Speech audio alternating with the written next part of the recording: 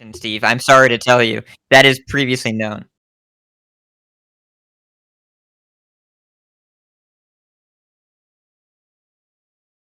Oh, the soundboard? Yeah.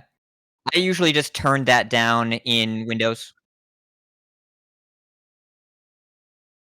Okay.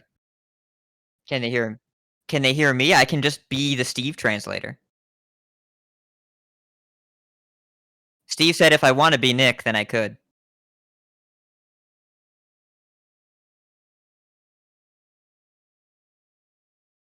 Okay, I should Edel, have make sure your Audacity is set correctly for your local. Yeah, yeah.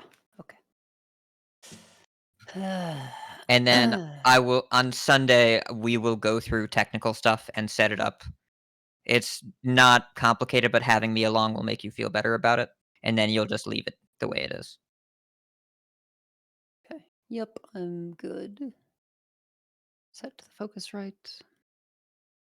Probably didn't help that Chesta guy did a bunch of stuff to fix something completely separate, not audio related, but might have affected it. I don't know earlier. Uh, I will give you my now curriculized audio rundown. I have helped so many people set this up that at this point I know it very, very well, so it won't Okay, be there we won't go. be difficult to get you going. Okay. Chat, tell me if you can hear me now. all right, chat. I have to put chat into my docs too. Okay. Man, not running OBS is like a Carnival cruise. I know, right? Like this is what it felt like to not edit to be doing a podcast and not editing it. All right. Okay, you It can appears hear that me. chat Excellent. can hear us. Yes. Okay. There we go. There it goes. Okay. Steve is running OBS today. Yes. And if the And, voices are misaligned or if the levels are weird like between us, then tell me and I will fix that because we're doing it live basically. So Yeah. I was You'll do all the so cooking. focused on just getting getting it so you could see us. I forgot that you need to hear us. So, yeah. But if the levels are We'll just have to do more we'll have to do more visual goofs. Yeah. Was there a BG's patch? Yes, that's like all the news. Oh, The not patch hasn't come out there's yet. there's an announcement of a patch. There's a hot. play test going on right now where people can like certain people have been invited to play with the new stuff, but it's not live for us. Great. Well, I will get to live. Okay. Thank you, Matt. It's hat Yes, it's you'll have hat to turn hot. me down Is in hat Discord. hot compared to Edel or is hat hot compared to me? I mean, okay, is hat's mic loud compared to Edel or is hat's hot? Is hat's mic loud compared to me? Or am I loud? I would guess that you'll have to turn me down in Discord and turn her up a little bit. And it'll be fine. Probably. Okay. Probably 10%. I have you at 200% for some reason. So like, let's not do that. That's too much. Yeah, that's I 100% seem too low. much. I mean, I'm turned up. No. on my That's Focusrite, like this is my fault. Don't okay. do anything. Okay. Leave that shit alone. It's fine. Let Steve handle it. It's okay. But it's just a hardware. It's just a knob. No. But it's because I had. But he has to change his software. and change your hardware at the same I had time. everyone's user volume like different settings for some reason, and now. Probably for your own comfort. Probably, yeah. Because I'm also like going on deaf, so So yeah, I guess start saying some things so they can tell us if the levels are okay.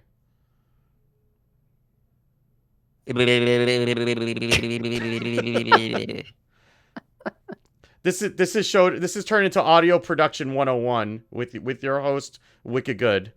Yeah. This is content. Okay. How are the levels now, Matt? You're our taste tester now. Can I say while we're waiting, I'm so annoyed the Steam Deck dock is not called the Steam Dock, it's called the Steam Deck dock. I think that's dumb. It is. It's also I bought one with my Steam Deck. I have yet to actually use it other than as a as a way to get my mouse and keyboard in to be able to get Game Pass set up. Well, you know what can run on it? Hades. Oh, so you're buying a Steam Deck? Is that your present for yourself? It's in the other room. Oh, you got one. It's over. It's over there. When I can't see it because the door is closed. Yesterday, obviously. Oh, yeah. A buddy of mine in a different Discord was like, "Hey, I don't use mine. I'm selling the Steam Deck," and I said, "Oh, my birthday's next week. what are you offering? And he said, this is what I paid for it. If you cover that, I'll ship it to you. And I said, okay. And then 2 hours later, he sent me a tracking number because he's a normal person with a brain that allows him to ship things when he wants to. Yeah. And then it got here Wednesday. And so now I have a Steam Deck. And I counted. I have, personally, 5 different devices in the house that can play Hades. Only 5? I'm surprised. So, I mean, I guess the iPad could stream it, but the Mac, the Switch, the PlayStation, the Steam Deck, and the computer. So, I mean, that's not counting the other PlayStation or any of the other Switches, but you get the idea. Those 5 things are just mine. That's a lot of things. Yeah.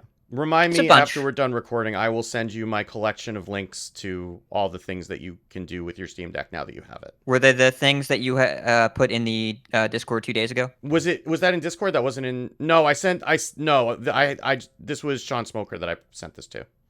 Okay, That, because you also that was posted how probably to get Game that Pass might have on been there. a subset. That might be the most important Okay. things. Yeah, I'll take your. Yeah, I mean, it's I'll allow basically your knowledge transfer. setting up Game Pass, and then there are some like fiddly settings. Like you want I think if you're doing anything that's like pixel graphics, you generally want to do like a game specific profile and do like half cell shading because it saves on battery life.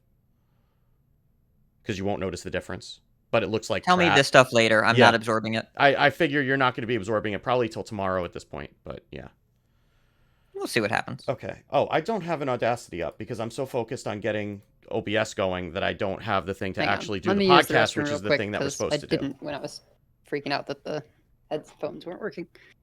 It's Okay. been mildly eye-opening to me that like I've been showing different people in different places the things that I do to get these podcasts going. I'm like, yeah, it's just this and this and this Yeah. and this, and they're like, this is a lot. Yeah. I mean, this is like because you're just used to it, right? Like it's like when people asked me how I managed when the twins were babies. And my answer has always been because I didn't know any other way, and the only way out was Yeah. through. So everything just became normal, and I dealt with it, and it was fine. But I have to restart Voicemeeter real quick. Give me Okay. 1 moment. I'll be right Okay. back. That probably means I have to restart. I'm gonna try not to restart Discord. We'll see if it. please don't restart Discord. I finally got everything working. Please don't do that to me. Okay, I can't. Well, Voicemeter is definitely restarting because I can't hear you. I know, but you can hear me now. Now I can hear you. Yes. Yes. I was just talking the whole time to make sure I wasn't freezing. Yeah. But at least I don't. At least the audio, the audio application audio sources in OBS now are a blessing that I don't have to deal with Voicemeter for that. Because like I remember dealing with this in Voicemeter, and that would have been my whole day. I can walk you through it in 12 minutes. I'm if sure you want. can, but I would rather not have to deal with it in 0 minutes. So you know. Well, I mean, you already spent a good amount of time today dealing with it. Yeah, and I mean, like the audio was the easy part for the most part, other than me forgetting about it. But like that was the thing that I was able to deal with in a short amount of time. I mean, I do stream twice a week. Like I know how to work OBS. It's just I did do these. I did do I did do podcasts on OBS occasionally, like once upon a time. Back in the day, back when Yeah. you had to set up RSS feeds to get it published. Oh, Ugh. yeah. Ugh. No, I mean when I was doing worst. Off Curve, I had people on as guests. Some people who are on this Off podcast Curve, right sure, now. yeah. No, we never streamed No, like those podcasts. I never streamed. Like that was Okay. yeah. I mean, we did that for a little while until things happened, and then we never did it again. So Probably smart. it was like the prehistoric version of a hate raid, effectively. Oh, yeah, I understand. Yeah. So, and then that was the end of live streaming, so that was fine. Yeah, I assume that your co-host in question that probably was the most visible also didn't go on Twitch anymore. Oh, it wasn't even on Twitch. This was like they had this like jerry-rigged like shoutcaster hooked up to an IRC channel. My back hurts now. Thank I know. you. I'm telling you, it was Wait, this was what is No, before like I don't even know if, I mean, Twitch was around, but like that wasn't even like a consideration. Justin.tv was really taking off back then. Yeah. Yeah, exactly. So it was Aber, yeah. you still need an RSS feed, but you no longer need to manually curate it to get your podcast out. There are a billion apps and host sites that just do all the technical stuff for you instead of needing to program XML tags yourself. I mean, even when I did like my first podcast back in 2005, like Libsyn was a thing and they would do your feed for you. Yeah. So, but now like Anchor, I guess Spotify for podcasts, like you just Yeah. give them a picture and an audio Well, file, and they're like, okay, we get the Spotify rest. owns Anchor, so yes. Yeah. Well, yes. Yeah. Same idea. Okay. All right. I am ready to start recording if we've all, you know, done everything that we want to do with fidgeting with gadgets except for hat, so. Yep. I have tested to make sure that my recording works. Let me see if there's any other Hearthstone news that we have to cover. Yeah, I was like looking. The BG's patch is enormous. Yeah, I mean, the BG's patch is a lot. I didn't see very much else. You know, I mean, I did my usual sweeps of Hearthpwn and out of cards, but there wasn't really anything else to, you know, of note.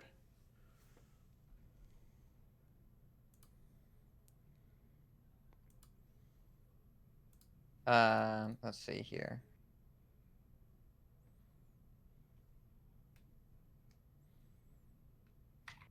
I'm gonna tweet.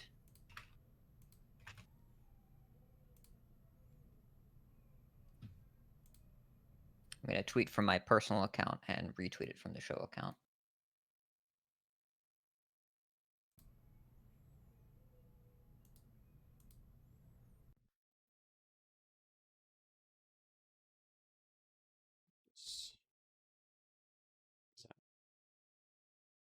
Do you hear that?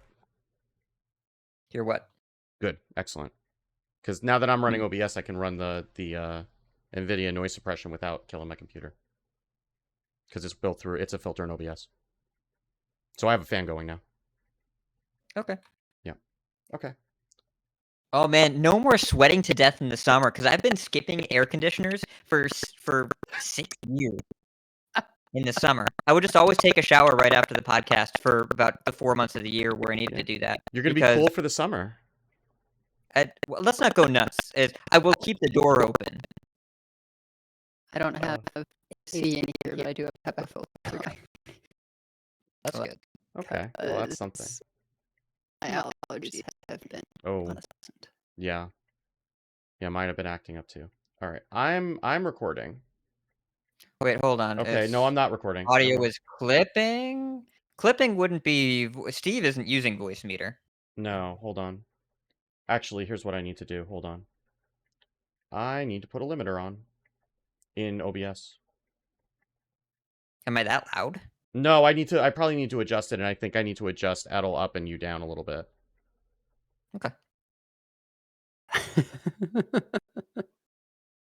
Okay. Let's try that. I probably should have a limiter on me too, just in case. Do you have a limiter or a compressor? I usually use a compressor. Well, I just put in OBS, I just throw a limiter on, just as a failsafe. Okay.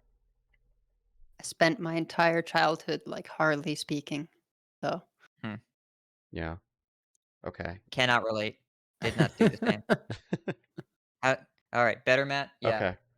I usually use a compressor because like a limiter cuts it off, whereas a compressor is like, yo, you need to chill, back off a bit. Yeah. But it keeps the audio. I mean, I can But do a compressor, but I have to, like... I mean, I can if this is working, it's fine. Yeah, I mean, I can just throw it on.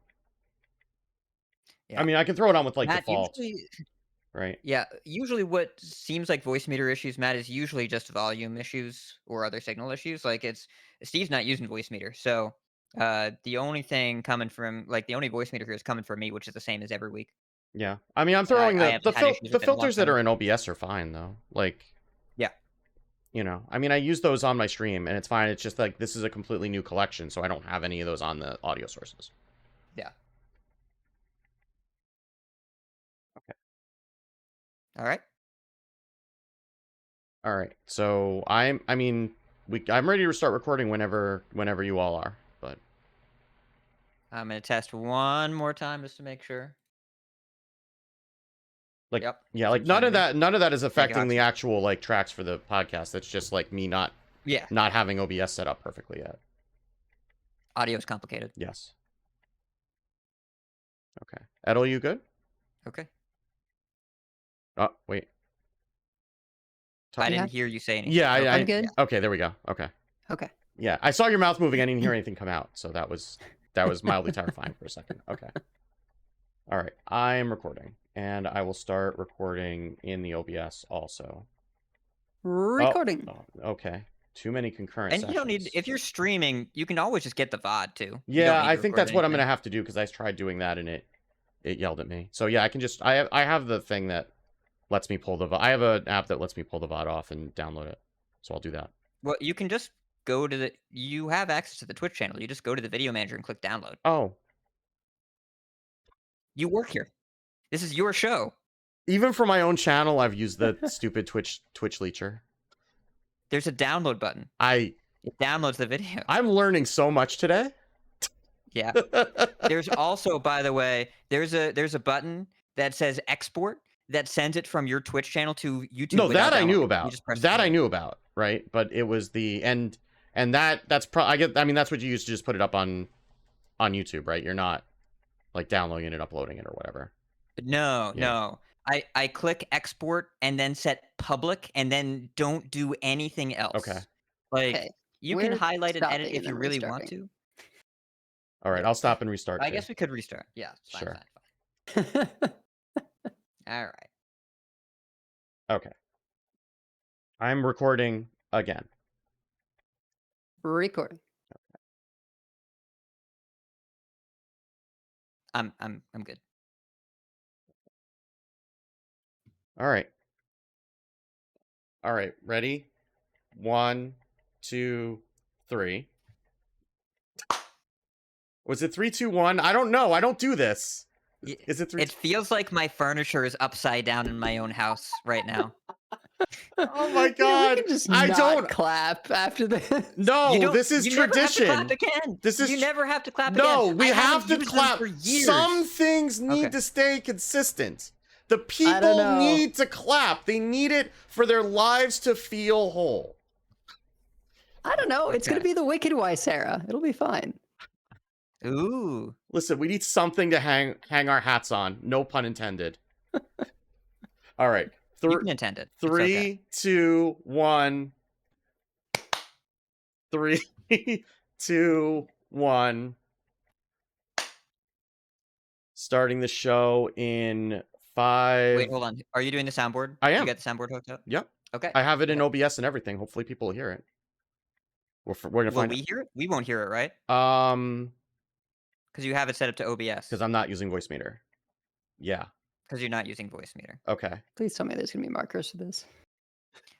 I tell you, why don't I play the soundboard this week? and Okay, we'll you do figure that. it You out? do that. How Like about that? that's the good idea. How about You that? do that, Okay. and I'll figure that out for next week. Okay. Well, it's so we can do a group voice meter session and we can help Steve work through his voice meter trauma. It broke me. I'm sorry. I'll fix it. It's fine. All right. Episode 394 of Coin Conceit, a functional Hearthstone podcast, begins in 3, 2, 1. I grant you permission to speak. Shadows hide you. I am listening. Our paths converge. So good to see you. Hail to you! Never lose hope. Here, Fred Shout. I hear you. It has only begun. Fight on, friend!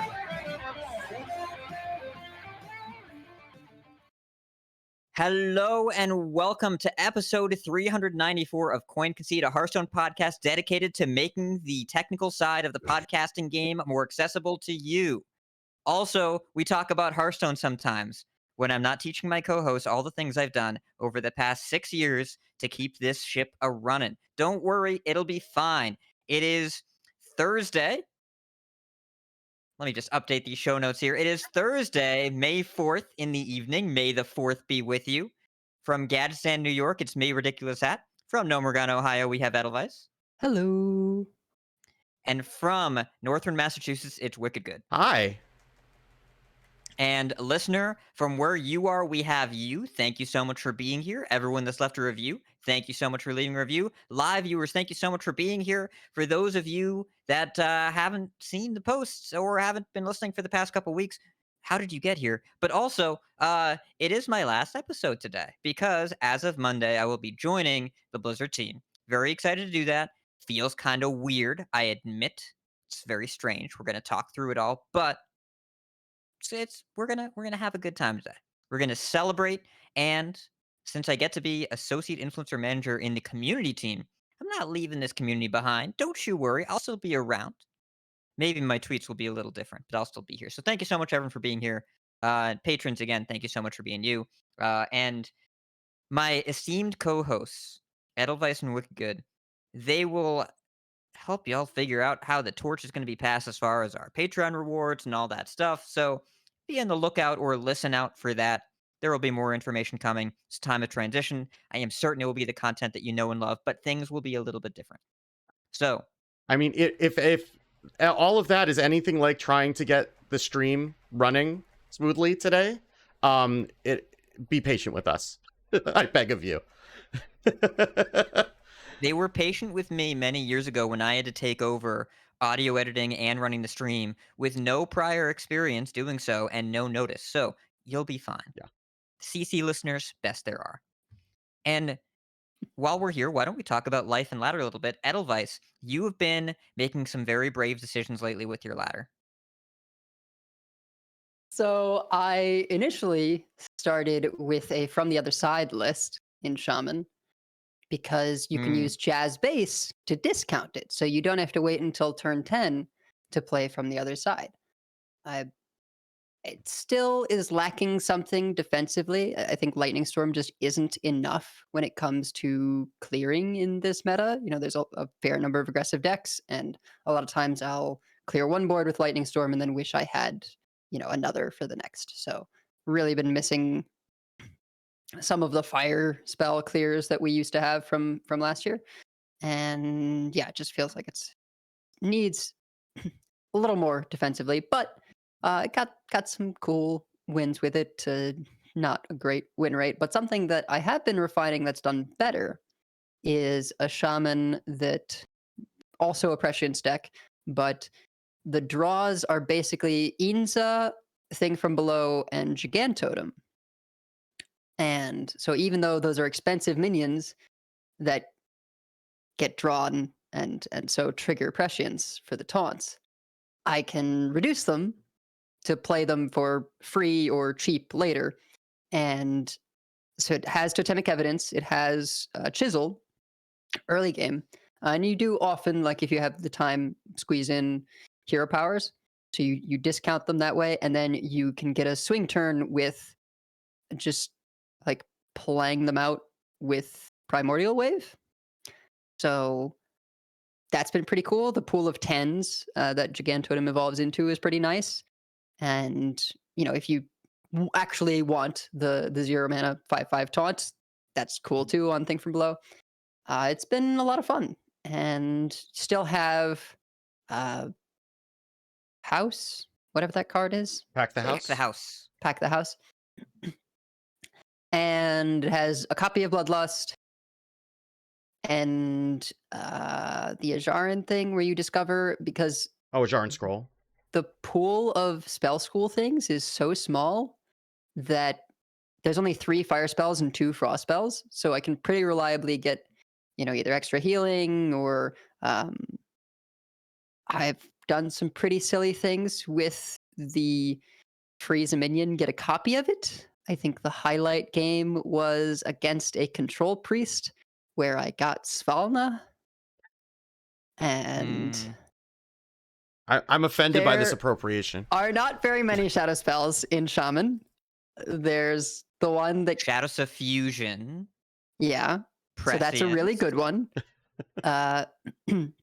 And then the one that gives a death rattle where it summons 2 zombies. From the other side, So- isn't Oh, it a yeah, shadow yeah. spell? It is. Oh, okay. Yeah. So there's 4, Okay. right? So basically, I'm taking either Shadow Suffusion or the one that Death Rattle summons 2 3/2s every time. And so I just made big boards and, you know, would play Totemic Evidence, and Shadows of Fusion, and yeah, it was.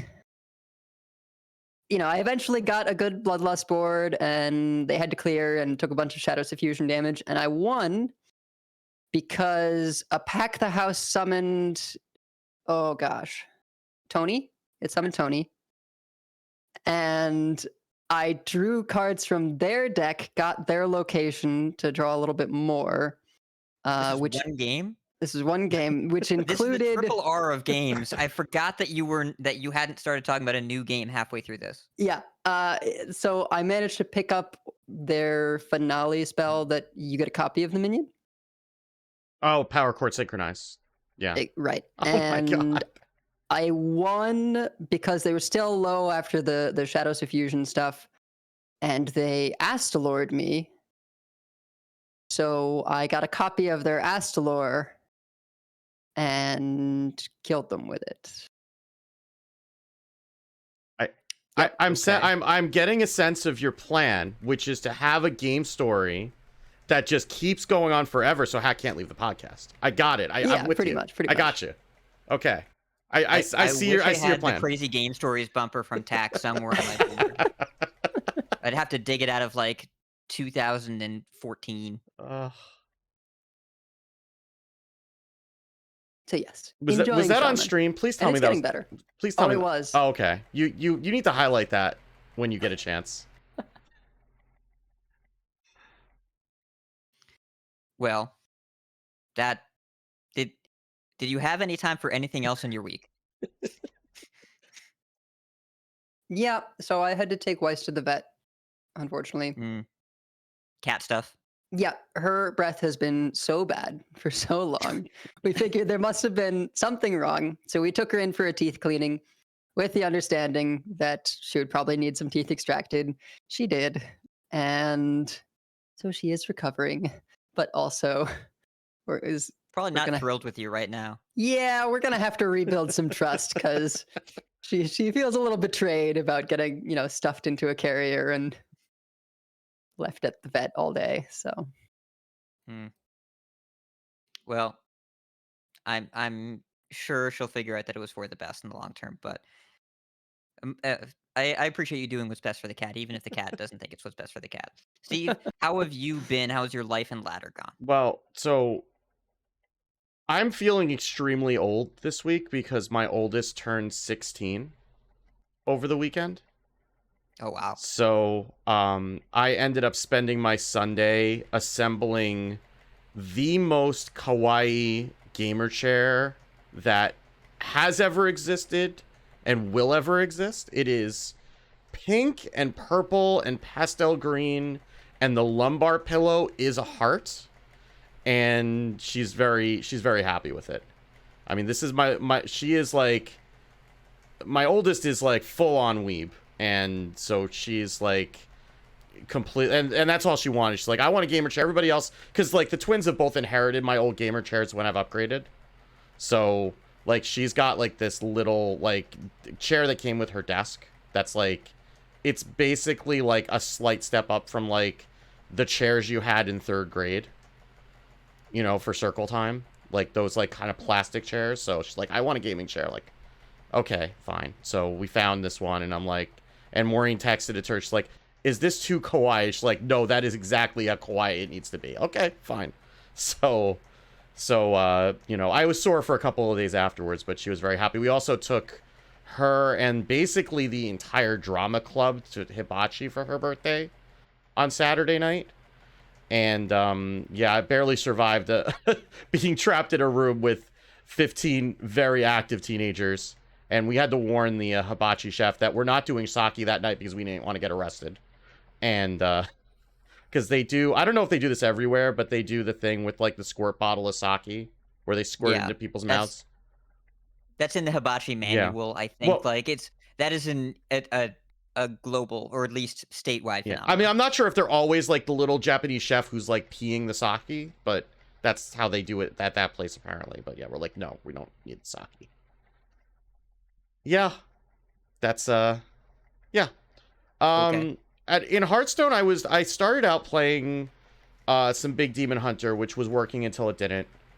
I did have a game with it against a control priest where they were like dirty ratting my Fel Screamer, and they were basically dealing with everything that I had. Eventually got an Astalor 8 down and copied it with the Synchronize, and I was able to set up a board such that they had to whirlpool away the second copy of the Astalor 8 that was in their hand, because I set it up such that I had a Z-Lag and was doing a bunch of damage and they couldn't clear it, so they just had, the only way they could deal with it was the whirlpool.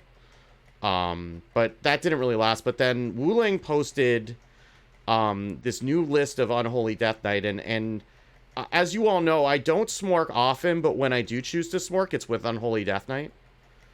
So I ended up picking that up around, I'm at 10x this month, just because I actually was playing, I don't remember if it was Big Demon Hunter or Unholy Death Knight. I think it was Unholy Death Knight at the end of the season, because I was like at 6,000 on Sunday after I'd basically collapsed after putting this gamer chair together. And I just played that a bunch. I got up to like 3,000, which was fine. I mean, I knew I wasn't gonna get to 11x. I was hoping maybe I could go on a tear, but it didn't quite happen. But so this is the this version of the Unholy Death Knight cuts like the tour guides and the foul legs and something else for Blightfang. Cuts Blightfang. Well, it cuts Blightfang for Pozic, and I undid that because I don't think Blightfang is better than Pozic. I think you could. Or I don't probably think run Pozic is better than both, Blightfang, rather, but you could probably run both. I do think that cutting Blightfang is wrong. yeah, but... it just I realized after running into a mirror that, like, wait, why am I getting Blightfanged and why don't I get to do that to people? That's the whole reason I'm playing the deck. And then and Pozic always felt very mid, because like even when you play it on curve, it doesn't feel great because it's not an undead, and you know, usually, and the things that come out of it aren't undead, so it's like they're fine, but they're not as good as in other board decks where because I really care about, like, you know, like Skeletal Sidekick being able to buff things or the Arms Dealer being able to buff them. They don't turn on Nerubian Vizier, right? Like everything's really revolving around the undead, so it just never felt great. But this puts in 2 copies of Murmy, 2 copies of Murlocula, which is an undead, which is also undead Murloc, and then 1 Gorlock Ravager. And it cuts the Famish Fool. That's the other thing that it cuts. Yeah, I mean, Gorlock is a Famish Fool. You don't have to infuse, right? Right. I Like, mean, that's the idea. it's a good top deck. I mean, it's not getting you anything that you really want, but it's getting you the things that you don't want to be top decking later. So, and Famish Fool, like when you top deck it later, it's just like when you get in and you don't have it infused, it's awful. So I went on a pretty good tear with that. I'm at like, I've been bouncing around like Diamond 2 today, but I got up there pretty quickly. And you know, it's felt pretty good. I have been playing against multiple decks with Energy Shaper in them for some reason. Like, do you want to tell the class what that card is? So that is a mage 3 mana 3/4 battle cry. Transform spells in your hand into ones from that cost what, 2 more? 2 more, yeah. So I don't know why I've run into multiples of them, and they always like both. And every time that I've seen Energy Shaper played on 3, I get Deathborn on 4, every single time. And it's like, I don't understand how that. I don't know if maybe there just aren't enough 6-cost spells in the pool or what, but it's like every single time that they play Energy Shaper on 3, they Deathborn on 4, and I'm just like annoyed. Yeah, I'm gonna paraphrase an old Day 9 video here. Thief Rogue's really messing up the meta, man. Even when you play against a mage, turns out it's a Thief Rogue. Yeah, I mean, one of them was a Renathal deck that was clearly trying to do light show things. I mean, I figured that, like, I was in, you know, the 10x tryhard ranks already, like being at like Diamond 3, Diamond 2, like this early in the season. But apparently either people are just, you know, happy to be there or it's working for them. I don't know, but I'm good with Energy Shaper. I don't need to see Deathborn Energy Shaper anymore. I'm good. I think you're forgetting something, Steve. Yes. What am I forgetting? About a certain game you played. Oh, that's right. Yeah, you unjustly discovered 2 obliterates. Yeah, I did queue into Edel on ladder.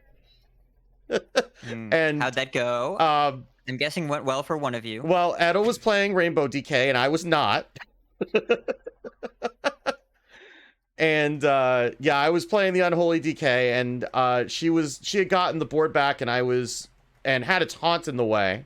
Was it a no muncher? I don't remember if it was a no muncher or just like a garden variety taunt that I don't remember. Yeah. I just know that with 0 discovers in my deck, I managed to navigate not dying Yeah. to Marogar, and I was very proud of myself. Oh, And then yeah, you obliterated she again. Sylvanas one of the big Marogar minions and beat me up with it, and then I somehow managed to claw my way back, and it was lethal except for the taunt, and I was able to Vizier, and Vizier gave me like multiple ways to clear the taunt. It was like I think it was like an obliterate and an asphyxiate or something like that. It was like whatever it was. Like Edo was annoyed, and I'm like, whatever that was, I had another choice that was also going to top deck Vizier as well. Yeah, it was top deck Vizier that was active too. Of course it was, and it was because I was in full on top deck mode. So yeah.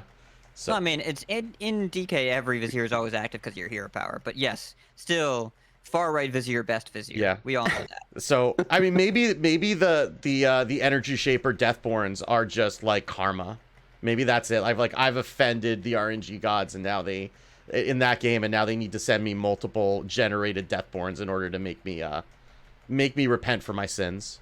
I mean, I already should be repenting for my sins because I'm not playing Priest, but you know, that's a different story for a different day. I have been trying some Control Priest, but it's just like every time that I'm playing against like just too much stuff that's all over the place. Like if I queued the Control Priest into Energy Shaper Mage, I would have been even more upset. Displeased. Yes. Perhaps. Yes.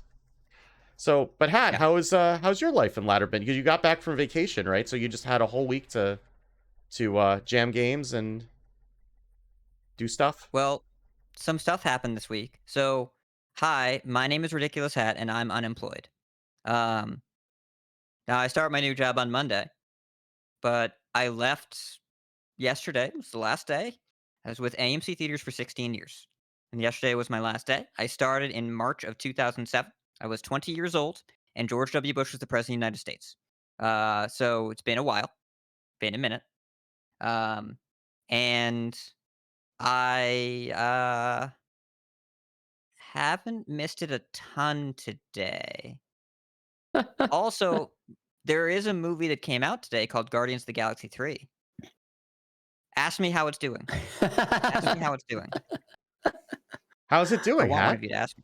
I don't know and I don't care. So, so I've moved on. And then Monday I start with Blizzard. You know, I mean, that's come up on the show before. I don't think that's a surprise to anybody. But in the meantime, I got myself a little birthday present.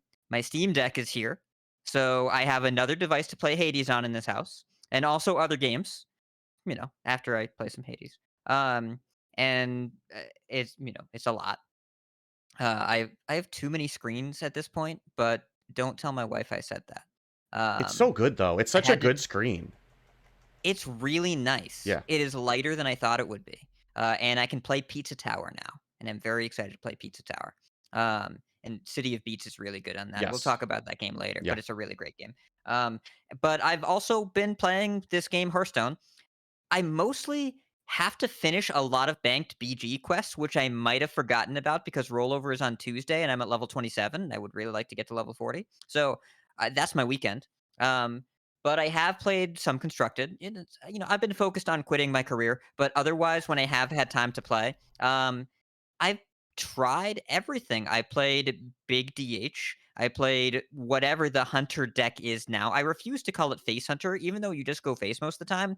It Banana Hunter, whatever you want to call it. It has it has a 5, a 6, a 7, and an 8. Like that's not Face Hunter, but I Would like we it. call Fun it deck. perhaps mid-range you say it. hunter? Don't No, I don't do that. refuse. Don't do that. They're gonna come after you. Banana Hunter. The hunters will come after you. Don't call it mid-range hunter. That's a 4-letter word, mid-range. But I played Menagerie Warrior. I played Undead Priest. I played Fatigue Imps. I played Azamat Druid. I played Unholy DK. Like I'm just playing decks because regardless of what Reddit says about me saying the meta is only good because Activision hired me, direct quote. No. First of all, they haven't started to pay me yet. Second of all, just because there aren't a ton of Festival Legends cards running around doesn't mean the meta isn't good. The meta is good and interesting and has lots of new decks because Core Set has a lot of stuff and Rotation has a lot of stuff. There is opportunity for the Festival cards to be more impactful that I assume will be realized with the next balance patch. But there are so many different things to play right now in every class, and I'm trying them all. Kibler hit Legend with an Elder Nadox Druid that I am dying to try, so I'm gonna do Of that. course he did. Because Elder Nadox.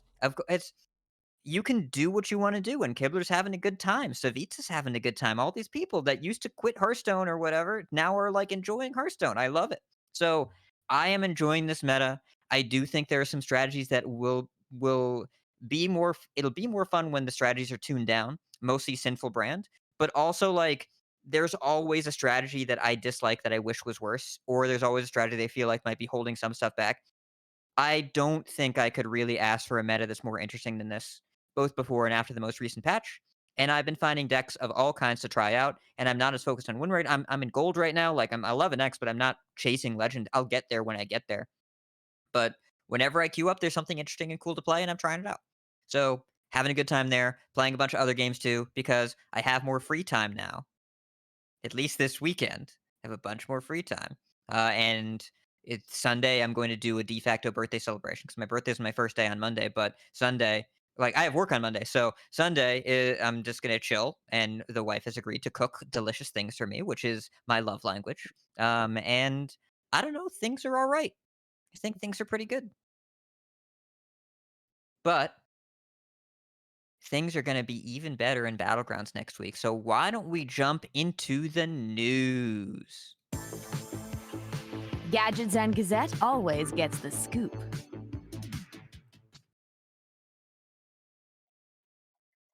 So, there's a BG's patch. Oh man, it's so nice to not have to jump over to the overlay and try and find the browser. You just did it. This I know, is great. and We it should do worked. this every Look at week. that. It worked like Yeah. magic. I don't know. I don't even have the video up on the stream. It's like I trust you. Anyways, this BG's patch is coming. The 0.2 patch as usual. And by the way, I've said this on 2 of the other shows I've been on this week, and yes, my last week before employment, yes, I'm going to be on 5 podcasts 5 days in a row. No, I don't have a problem. Shut up. I But could here's the just cheat imagine code. you just like a week in, just like getting the shakes, like not having talked into a microphone for. I mean, I guess you'll be talking to a microphone because you'll be on Zoom Steve, calls. Don't you worry. Talking into a webcam and a mic in front of my computer, I think I'll be fine as a fully remote employee doing a bunch of Zoom meetings. I think that need will be met. And also, not having recurring calendar appointments in my evening, not quite the burden you might think. It's actually I'll live through the pain. I'll be fine. I think what you should do though is you should insist that your coworkers clap before you start the meeting. We tried to get you not to clap today. You didn't Tradition. I'm going to break into Fiddler in the Roof if you start with me. That's a temptation that I might engage with. Anyways, we are. This is firmly what we off get the a strike for. let me bring that steering wheel back towards the left. So if you want to know when patches are going to come out, this is what I did at the beginning of the year. I took an Excel calendar template. Every 4 Tuesdays, there's a client patch. It goes in a cycle. 0.0, that's the expansion. 0.2, that's Battlegrounds. 0.4, the mini set. 0.6, the pre-order. Every 4 Tuesdays, mark them down. In between those 4 Tuesdays, balance patch. Could be the following Thursday, could be 2 Tuesdays. Could be even the Thursday, the second week, but whatever. Just mark down every 4 Tuesdays. Write down expansion, BGs, mini set, pre-order. Do that until the year is over. Leave the last 2 weeks of the year blank because they take off. And that is how I predict patches. It's always the same. So here we are in the 0.2 patch, which, by the way, comes out on Tuesday, May 9th, which is exactly 4 Tuesdays after the expansion launch on April 11th. Tradition. So, this is not a new mechanic. Buddies are going away, and there's not a new tribe this time. Instead, they are rotating BGs with, I believe it is 60 New minions. 59 minions coming see. out, 58 minions coming, and 3 returning minions coming in. So 59 minions leaving, 61 coming in. That's a large number. I don't know what percentage of the BG's pool that is. I feel like it's going to feel pretty different. They are also doing this fascinating staged rollout thing. So they're doing a couple dev talks over on the YouTube channel. One of them came out yesterday, including some behind the scenes outtakes over on Instagram. They have 5 dev talks on the 3rd, the 9th, the 11th, the 15th, the 22nd. This is all listed in the patch notes on the website. The playtest preview event was today, where a bunch of people got invited, basically theory crafting, but with BGs. On Tuesday, the patch goes live with Minion Phase 1. Beasts, Murlocs, Dragons, Elementals, Naga, and Undead. Only 6 tribes. So you will see almost all of them. I think only 1 gets banned per lobby. On Thursday, 2 days later, Pirates show up. The following Tuesday, Demons show up. And then the week after that, Quilboar and Mechs are last. So they're doing a staged rollout. I think this is really interesting. I'm not sure why they're doing it. I'm curious what you all think as far as reasons. I mean, it's a lot, right? Like this is, I know every time we talk about BGs, I talk about TFT, but it's going to be relevant, right? Because this is what they do for TFT every single set. Like every set, they basically retire all of the units and come out with like another group of like, I don't know what it is, like 70 new units. Like the entire thing is different. And it takes you like a good week just to figure out what the comps are, right? And I mean, they also have a PBE, right? So like they have a test realm where you can go and try it before the actual launch, so you can kind of get an idea. Now it's not always the same because they're doing constant bug fixes and you know, so it's not going to be necessarily 100%, but it's at least you get an idea what the synergies are. But like it takes you a few days just to learn what kind of comps you're supposed to be building into. And if they're making these you know, this many changes to the minion pool, I think it was RDU who tweeted, I'm not sure who it was, because in the playtest unit event, they have all 10 tribes active. They weren't supposed to, but I guess it was an oopsie. Yes. And they did, whoever it was that was tweeting said, it is overwhelming just trying to learn all 10, especially when they're not all in every lobby. Like, you can't necessarily, like, you'll be able to effectively force a comp every game and learn it if there are 6 tribes in. Like, obviously not every time, because one of them's going to be banned, but like, you'll be able to more or less force a tribe and kind of learn the ins and outs and figure that out if you want to. And I think you kind of have to do that a little bit just to learn them. So it's good to at least like be able to figure that out, because like once you get all 10 in and like half of them are in, half of them are out, like it's kind of a crapshoot if you're just trying to learn one of them. You know, how are you going to figure that out? Now it's going to be interesting trying to learn the ones that are added later, because you're going to have that kind of you're going to have them not in every game, and it's going to take you a little bit longer to figure that out. But I think it's good that they're recognizing that this is kind of information overload, and that they're doing something to make it a little bit more manageable for people to come up to speed and learn it without just getting completely overwhelmed. Yeah, I can see that. Just the amount of new information being provided here, and also with pieces missing, it can be a lot. And also I wonder if they're testing, because we've talked about this before. It's what, like, how many tribes is the maximum for BGs to handle? We're at 10 right now. Is 10 the number? So you can't really do 11, can you? I 'Cause you don't only get 5 per game. I mean, I don't think I mean, even 10 is like a lot, right? It's a lot, right? So I'm wondering if maybe this is them figuring out, do we need to go below 10?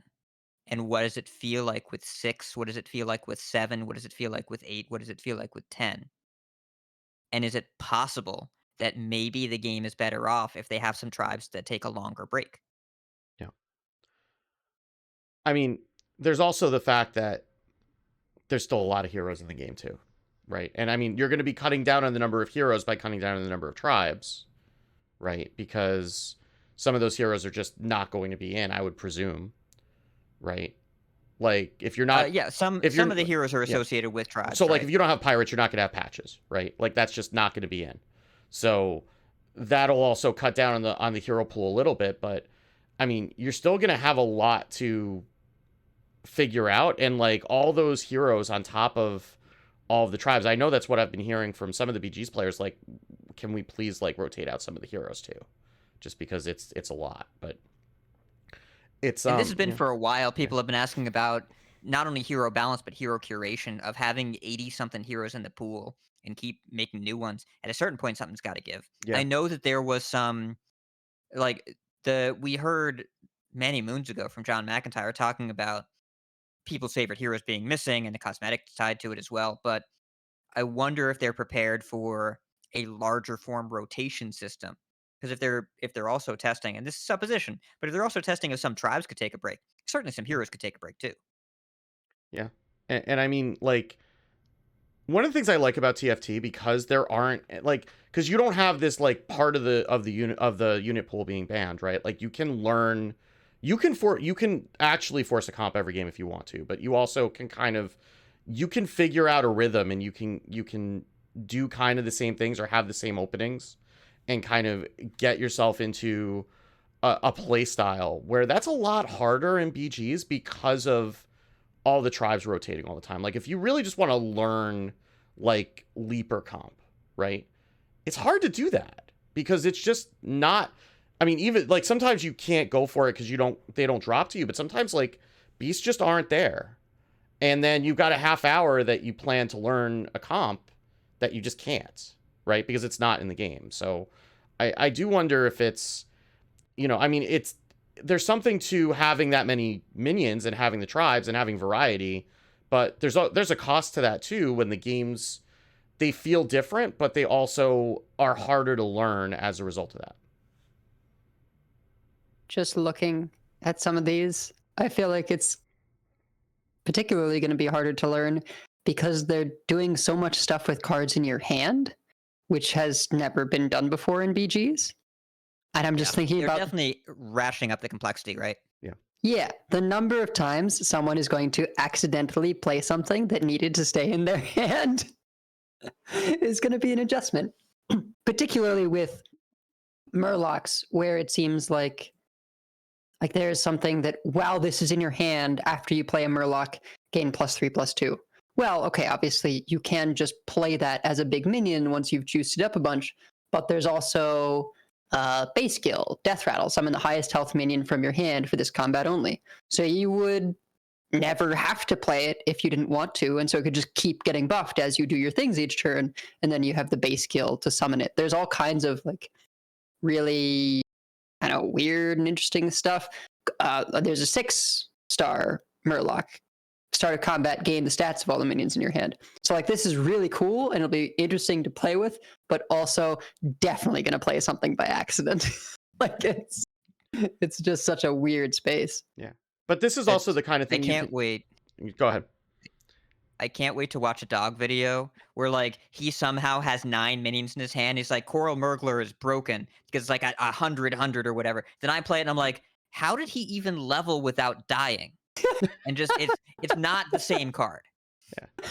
Yeah. And what's cool about doing a rotation like this is you can kind of change how the tribes feel, right? Like Captain Hogger is gone, right? So like APM Pirates is, I mean, it might be a thing, but it's not going to be a thing in the same way that it was with Captain Hogger if it is a thing, right? And so Pirates are going to necessarily have to feel a little bit different because that was the way you play Pirates, is you would find a Captain Hogger and then you would go to town, right? So now that's going to feel very different. I mean, certainly the poison change in general is going to make Murlocs feel different because you're not necessarily going to be able to go. We haven't even talked about that yet, but like that you're not going to be able to go all in on poison in a Murloc comp like you have been.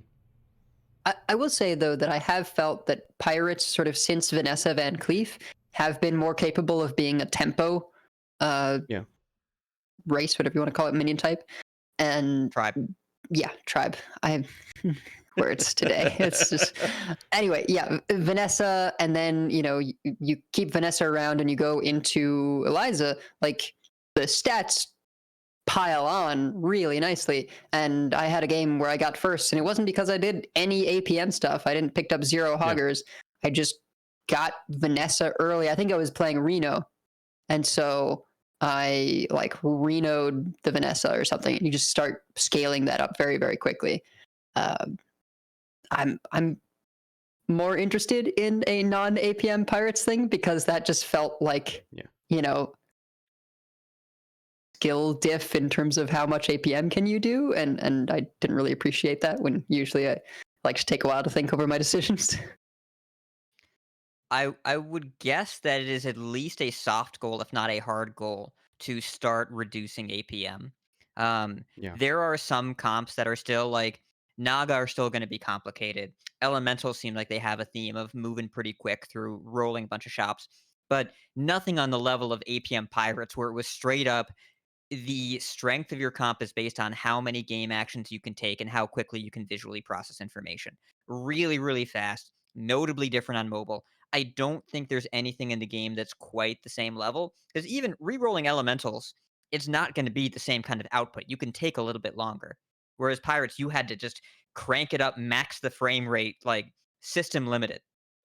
So I think that's a good goal to. I think that's a good goal to hit, at least to try to hit.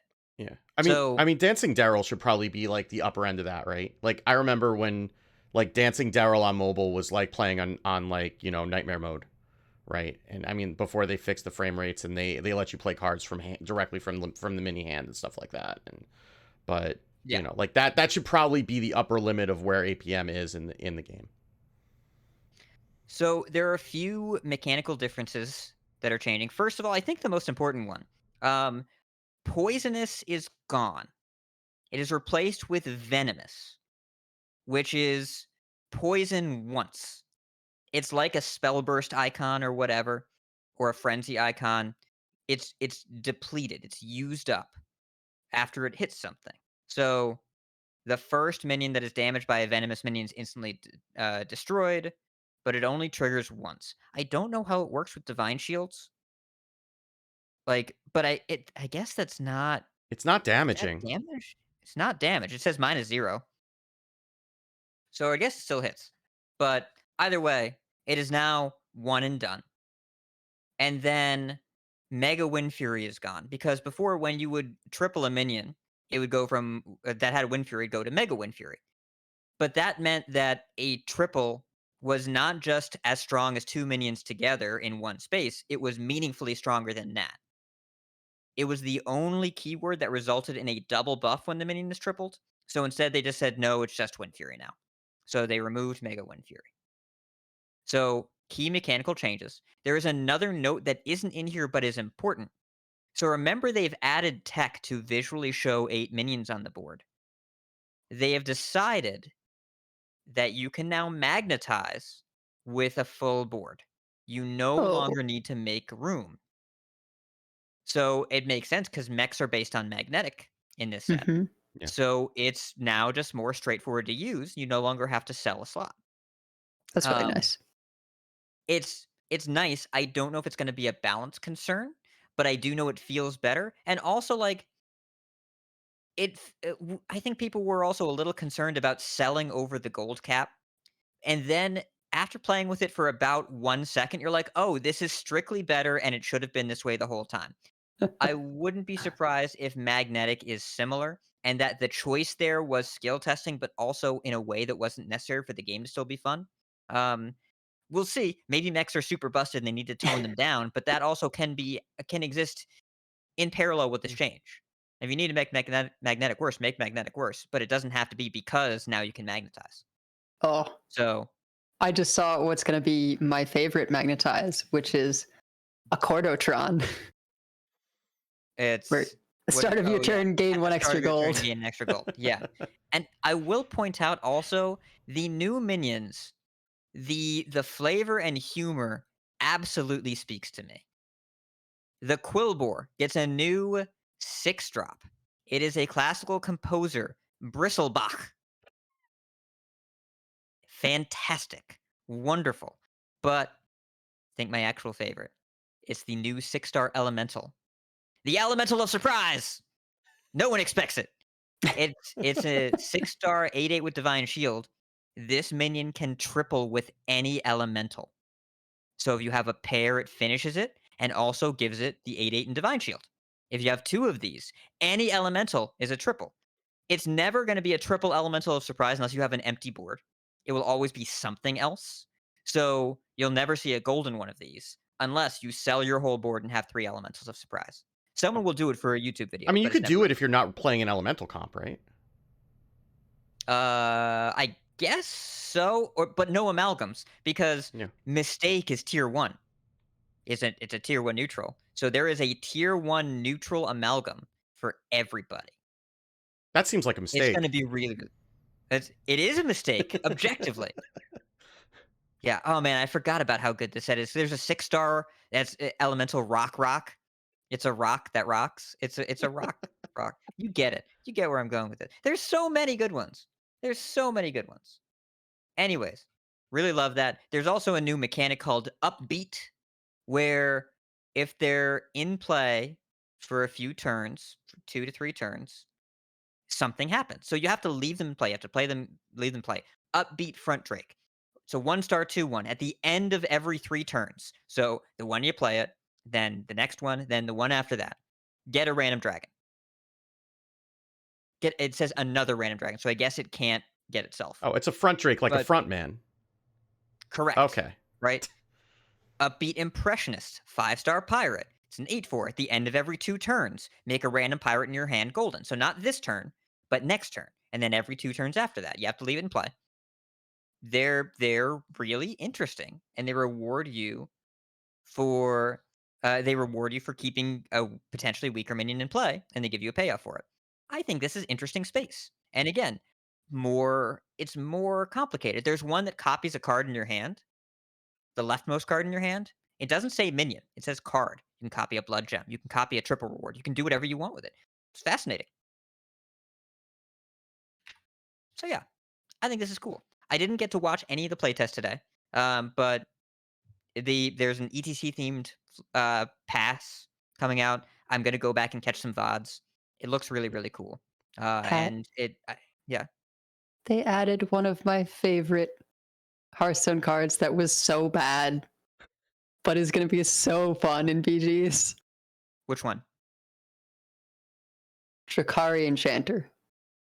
Oh. Yes, I love that they did this. So It was in one deck ever. Was it in that was like Big Dragon- Druid or yeah, something, right? the Master Oakheart deck. Yeah. Yeah. Because then you Oakheart. would go get Dragon Speaker. You would get Drakari Enchanter, Dragon Speaker, and then you would cheat 40 mana in 1 turn. Yeah. It was very silly. So Lucifron, the Rag Buddy, where it Mhm. makes the end of turn effects happen twice and then a golden is thrice. I loved that, especially with Quilboar. And they said, hey, what if that was just in the game now? That was always my Especially- favorite buddy. And especially with the upbeat stuff. The upbeat is all at the end of your turn. So Drakari Enchanter, I think, is a really, really cool thing to include. It's tier 5, along with Bran and Rivendare, the doubler of a thing. So now you have double of Battle Cries, double of Death Rattles, and double of End of Turn. I think it's rad. I'm definitely going to play it. That was a quest reward Really too, excited. wasn't it, at one point? Yes, Ghastly Mask. Yeah. Yes. Mhm. Oh, also, I forgot about this neutral, the Boogie Monster. But it's not. Oh. So, Boogie Monster was originally in, but this is the Boogie Monster.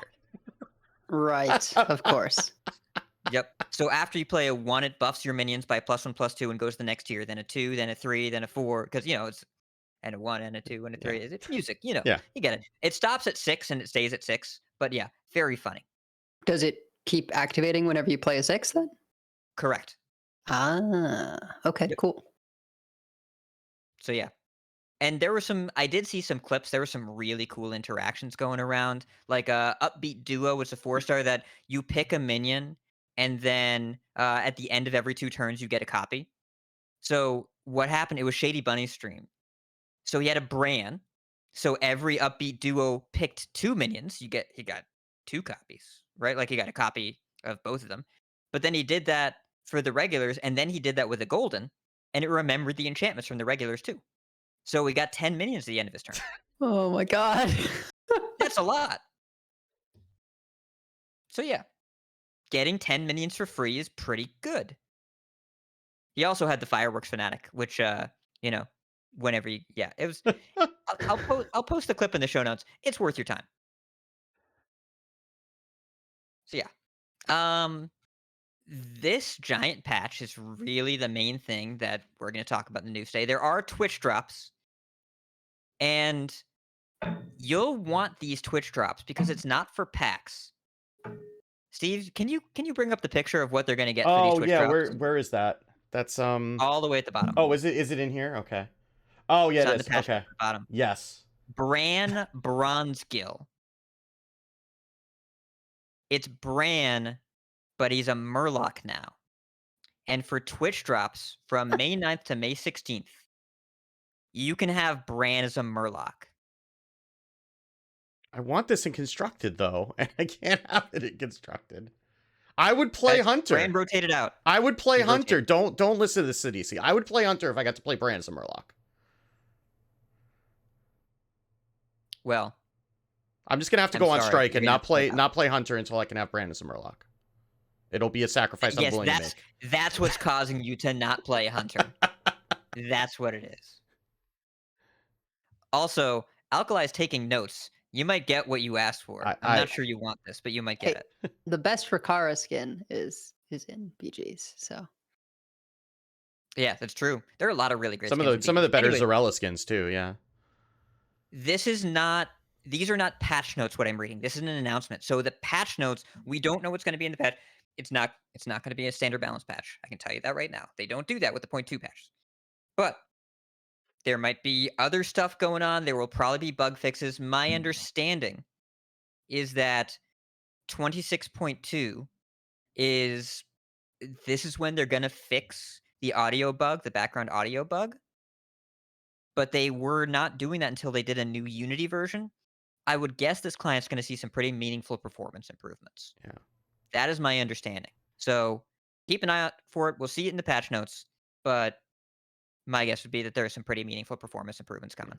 I do wonder what that means for balance patch timing though. The way that they're rolling this out, because like normally we would get a standard balance patch with a BG's balance patch like 10 days after, but they're not going to be done rolling out all of the tribes by then. So and I've been correct on that, by the way. It's minion type. So Minion I was type, wrong. sorry. Yes, thank you. No, but I was correct. Yeah. Because I gave that info before. So the opportunity here would be the Thursday. They can do the 18th. Right. Because they have they add a type on the 9th when the patch drops. They add a type on Tuesday on the 11th when the patch drops. Then 15th, which is actually the Monday. And then they have a week gap. So that Thursday, the 18th, is probably an opportunity to balance patch. Yeah, though I wonder if maybe That's they what I'd might have expect. to do a second one, you know, depending on what's going on Right. with Quillborn It could also next. be Thursday, the 25th, which would be 2.5 weeks. Right. Which is right after it's right after the Mex drop. Yeah. So it's So because it is a somewhere little around bit there. interesting just because like normally they time the standard balance. I mean, you know, they need to do it. They will probably need to do a Battlegrounds balance patch, but also those are a little bit easier to do sometimes depending on what they're doing. But usually they time the standard balance patch with the big BG's balance patch, and so we've gotten kind of used to that timing too. Because if you want to paint the 4 Tuesdays on the calendar, usually the balance patch is the Thursday. The Thursday after a week and a half after the Tuesday. But, you know, this could throw that off a little bit, potentially.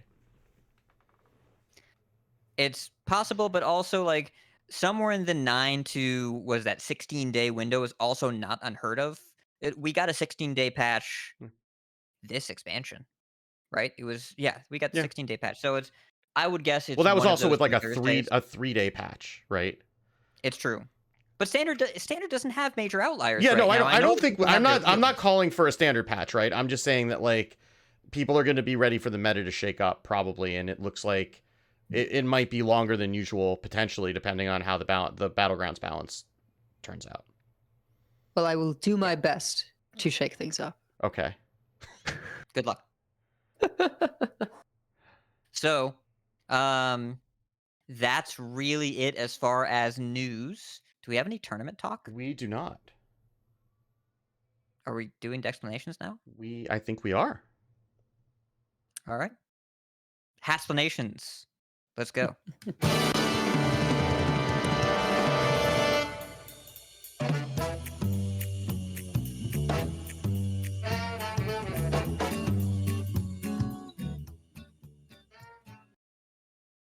So we kind of figured with this being Hat's last episode, we should just give him one last time to sort of take center stage and tell us kind of what he has learned over his long tenure as Coin Concede co-host and then anchor.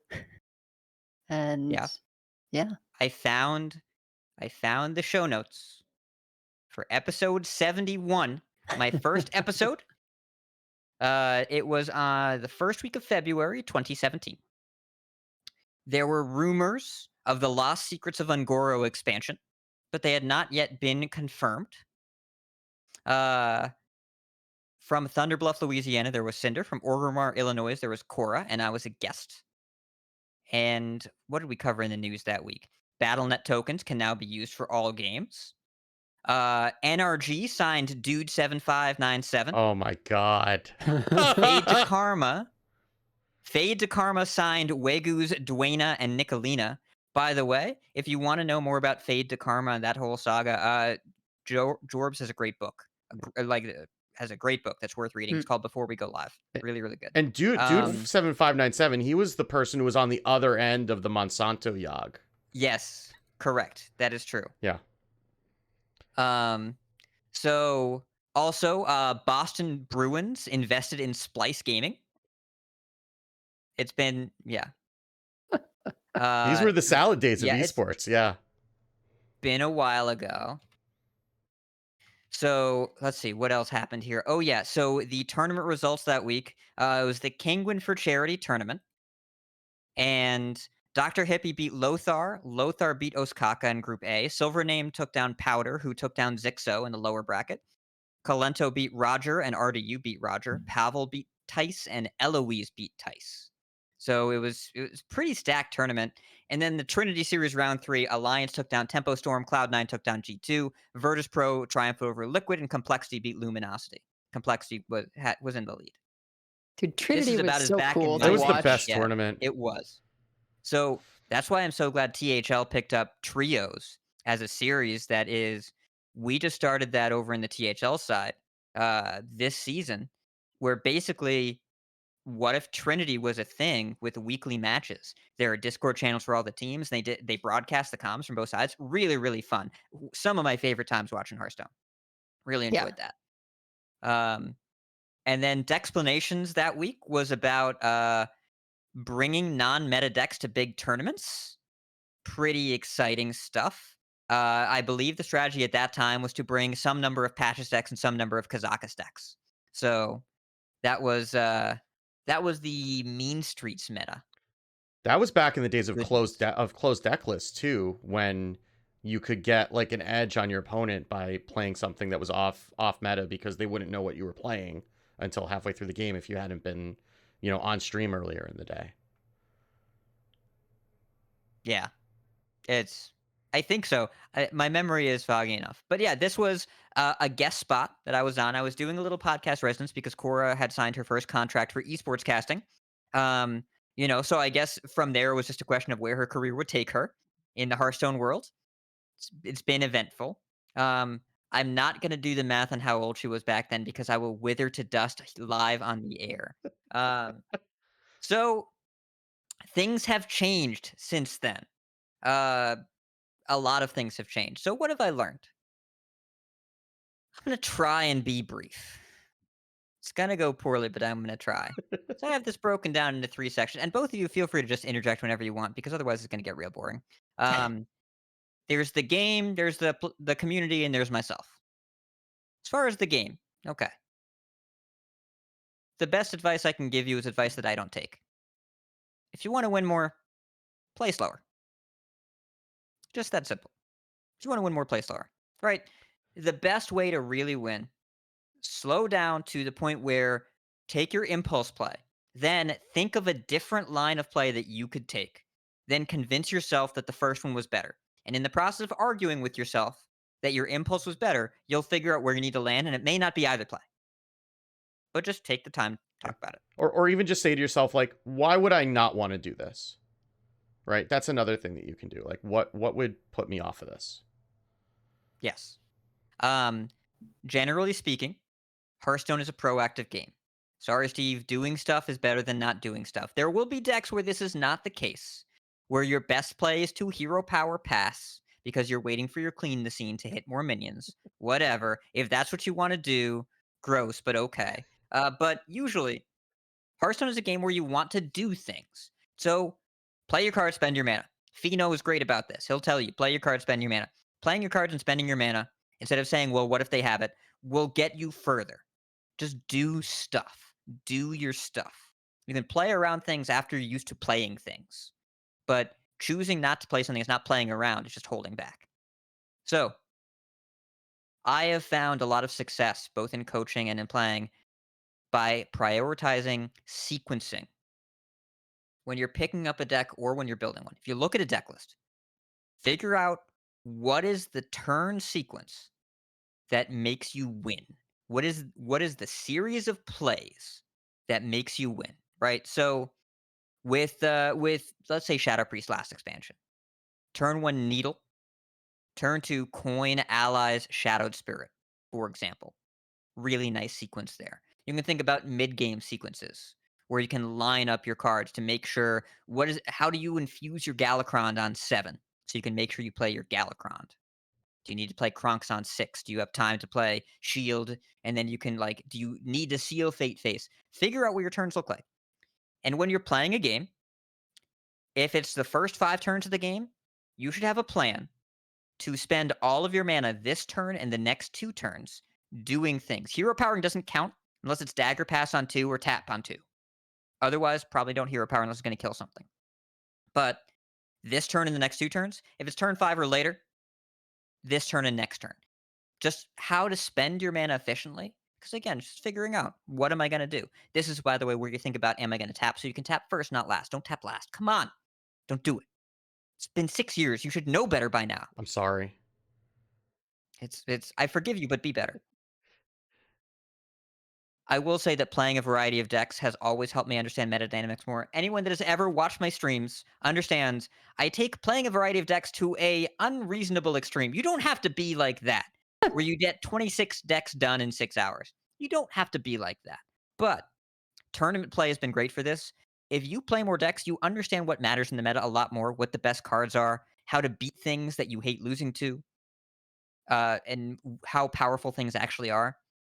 Really, really important to think about how the puzzle pieces fit together, and the best way to get that is to get experience. Now, I understand this is an Ivory Tower. I own all the cards, and I get theory crafting streams, and I can just do it. I understand not everyone's going to have that, but if you have a friend that has a deck that you hate losing to, borrow decks. Go play a couple games. Borrow decks is so cool and so underused. Or even just like, if you really can't play the deck, go on to HS Replay. You don't have to pay for premium. We talked about this a couple times. Oh, in the VODs. Go to the VODs and watch somebody, ideally somebody who's really good about explaining their plays. Watch them play it and see, because it's very easy when there's a deck that you don't play to just see everything that they're doing and feel like you're getting destroyed every game, and you don't see when they lose. It was, I know Lorinda comes up in this a lot lately because I hang out in his stream a lot, but he ran into the Thaddeus Warlock, and he was like, how does this deck ever lose? How do you ever beat this? And basically everyone in chat is like, you don't have to beat it. It beats itself. You just aren't seeing it because they've high rolled, and the high roll deck has been beating you when it high rolls, but it doesn't always high roll. But you don't see that when you're the one getting high rolled, right? You need to play that game and then say, oh yeah, this this is actually really bad because you don't always draw the cards in the right order, and then you lose. Yes. So, what Steve said. I wasn't paying attention. What did Yeah, you say? fair enough. Cool. Sorry that happened, or I'm happy for you. Yeah. Yeah. I should have been paying more attention, but instead I didn't. Yeah. But yeah, so what Steve said I think was really insightful too. And really like what I've also learned, and this is something that we also talked about in your show many years ago. It's all about understanding that perfect play will not win every game, but also if you think you played perfectly, you didn't. There are games where you could have won by playing better. There are a lot of games where if you played perfectly, you still would have lost. And recognizing that you can't win every game, but you can play better is really important. You got to find that middle ground territory of I recognize the opportunity to improve, and I recognize simultaneously the opportunity that not every game is mine to win. Doing both those at the same time is extremely difficult and extremely important. You have to look for opportunities to play better, and you also have to say, well, yeah, this might not have been my game to win, or this might have been my game to win. Because there will be times where you absolutely look at your replays and you say, oh, this was my game to win. But other times, you aren't. I think it was Pocky on stream where we could see that he was kind of upset about something, and he won the game, but it was clear that he felt he had misplayed on one of the turns leading up to that win.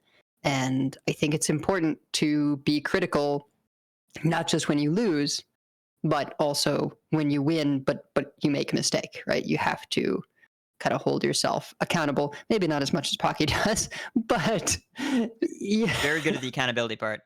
Perhaps too good. But it's really good to use a tracker just to be able to look back at your games and figure out where you did things wrong, where you did things right. I know I have been fortunate enough to be in positions where sometimes I have like actual VODs to look back at, which is more fun. And that's like a super fun way of looking back at your plays. And a way that you can do that is to like participate in THL and volunteer to be on stream. They do streams each week. And then you'll have a VOD that you can look back on of your play.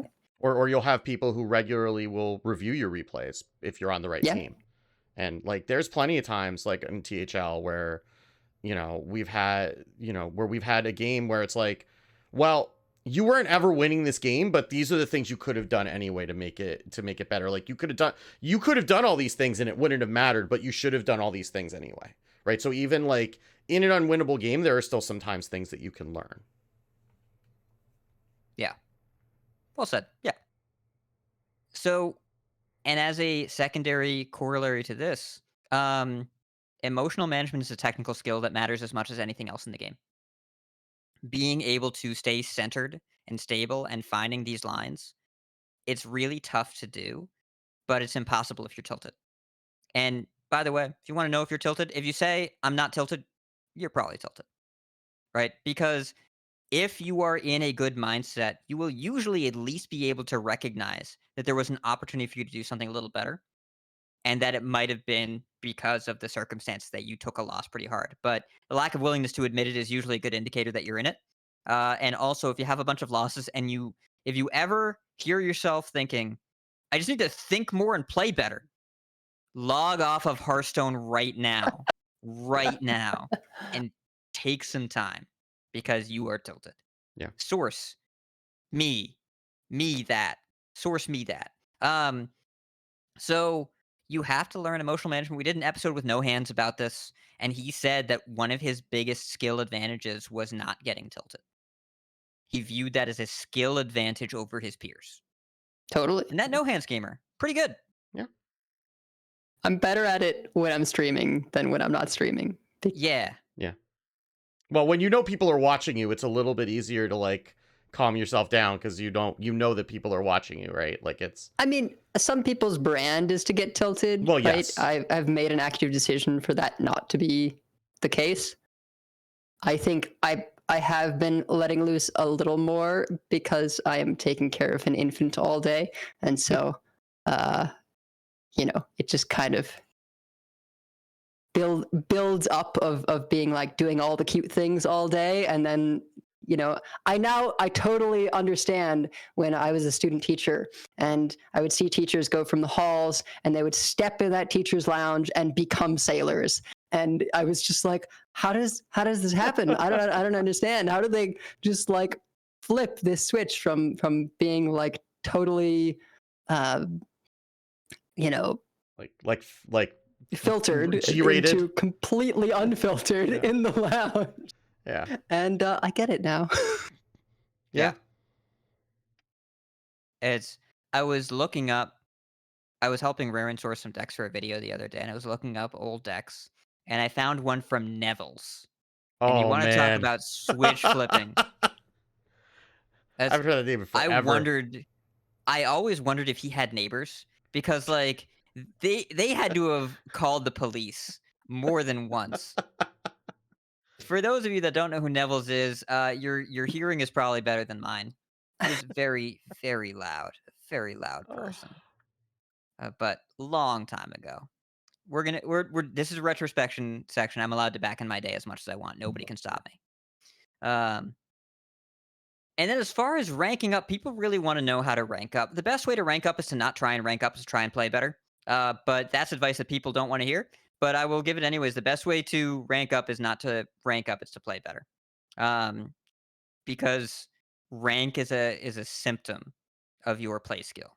Rank is a byproduct of your play skill. If you feel like anything about your current rank has to do with your MMR, stop it. Stop it.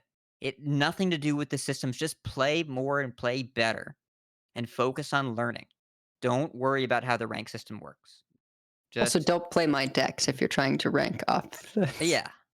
I think that goes without saying, but I'm glad you said it. I mean, sometimes you get there. There have been a few bangs. Sometimes, but you can usually tell the difference, right? I'll let you know when there's a difference. Yeah. But I mean, ultimately, like, the thing is that you kind of have to figure out what it means if you catch the car, right? Like, okay, so now I'm at this rank that's above where I am. But if I haven't improved my play, how long am I going to stay there? Right? Because now my reward is playing against better players, which means the games are going to be harder. And if you haven't done what you need to do to improve your skill, you're not going to stay there. You're going to drop back down. So, the best way to rank up if you're in a new rank, I know this is going to be crazy. When you get to a new rank, continue to play Hearthstone. No, that's the whole advice. That's the whole thing. Because there's this thing about chasing 11x. People get on the verge and they're like, is this enough? I'm going to stop playing. Just play Hearthstone. Because you need to get used to the water. You need to get in and get used to the water. Because the goal isn't to get 11x. The goal is to belong there. And that means you get to this new rank and then you play against people that are better than you're used to usually playing against. And then you just become an 11x player, not a person who's gotten 11x. Really, really important to give yourself the opportunity to stretch those muscles and normalize it, because also you have to make sure that the anxiety doesn't impact your play, because you're used to playing at those ranks anyways. But otherwise, you get there right at the floor and you get nervous. And then every game becomes super anxiety provoking. I will note, I've never found that to go away. Maybe people like Bannerface who routinely hit rank 1 can be like, yeah, it goes away at rank, when you're used to hitting rank 1. But I find when I'm in top 100, which doesn't happen all that often, but has happened enough while I've been in the show for it to be a thing that I know about myself, I take losses really hard. And more importantly, after a single win, I'll close the client, even if I reopen it 6 minutes later and play one more game. Every win, I'll be like, well, I got my win. And I close the client because I'm nervous about being in that water. So just get used to the water if you want to stay there, because you have to belong there. That's what's most important. And the thing about 11x too, that, everyone gets hung up on, well, you get the double stars at the end, and you get more of the win streak, the climb is faster. It's not, because you're playing against significantly better players. So if you're not already playing at that level consistently, it's going to take you just the same 6 or 7 days to get to Legend as it would be if you're playing 10x and just playing more games. I know because I've been on both sides of it recently. And like my 11x climbs are not significantly faster than my 10x climbs. And when I Yeah. kind of picked up on that, I sort of realized it really doesn't do anything for me because I sort of enjoy the moments where I am not yet legend, where I'm not thinking about a number. Because as soon as it becomes a number, then I'm like, okay, well, I want this to be like under 2K, definitely under 3K. And that's where I'm kind of like having my fun or whatever. But until I hit the number, I'll just mess around with whatever. I'll be at the ranked floor, Diamond 5 ranked floor, and just like play crazy stuff and doing all kinds of things. And then I get my number, and I'm like, all right, let's buckle down, play some Imp Warlock for a bit, and okay, now I'm where I want to be. Basically, wherever Kibler's hovering, that's usually my comfort zone. Because he'll sometimes be up there or sometimes be 2K. It varies, and I think for both Kibler and I mean, I don't really want to speak for him, but I suspect it's like how low our legend number is entirely dependent on just like if we're having a fun time or one of our weird decks actually worked. Yeah. Like, because it turns out when you're having fun, you play more, and when you play more, you win more, and then when you win more, you get more rank, you get higher ranks. Like that's just kind of how it works. But if you're not having fun and you're playing a deck that you don't like because it's supposedly the best deck, and then you lose with it anyway, then Oh man, the rabbit hole of I'm playing what Vicious Syndicate says is the best deck and I'm losing with it, I must be awful, is just so self-toxic, and I've the been there. worst. Never let yourself be there. Never let yourself live in that hole. Just play what you like. Who gives a shit what the report says? Oh, I have to bleep that. Ugh. Oh, we're cursing now? It's the last. You're on the way out, so you don't care. So you're gonna just curse now. That's it. he That's was what's on happening. Blizzlet last This is night. this is not Yeah, this is not the last I was episode on of the Angry Blizzlet Chicken. less than 24 hours ago. You're And not also, in the I say teacher's that phrase a lot in my day-to-day life, more than most people realize. You're not in the teacher's lounge right now. Mm. I mean, I guess like you kind of are. An but, airplane ding, just like. Yeah. So, either way, good advice from all of my co-hosts. So, this is all just in-game, but Hearthstone is about more than just the game. Hearthstone is about the community. The community is everyone. So, I'm going to tell a little story. I was at work this week. My old job. Oh, I love saying that so much. The job I used to work at that I no longer am employed by because I don't work there anymore. Have I emphasized this enough? So, and an employee of mine, good employee, came into my office on Tuesday for a shift, and he said, "Okay, it's the last time we're gonna work together. So I can tell you now. We had talked before. He really likes Magic the Gathering. He's like, I really like card games. And during COVID, a bunch of my friends and I couldn't play Magic anymore, so we picked up Hearthstone. I was looking through streams, and I know who you are. And then a year later, you're my boss now." He hadn't told me the entire time we worked together, but he's like, "Yeah, I watch your streams. Yeah, I know who you are." Is just a guy that works the Manhattan movie theater with me. Cool dude. We talked. I followed him on Twitter and Twitch and whatever.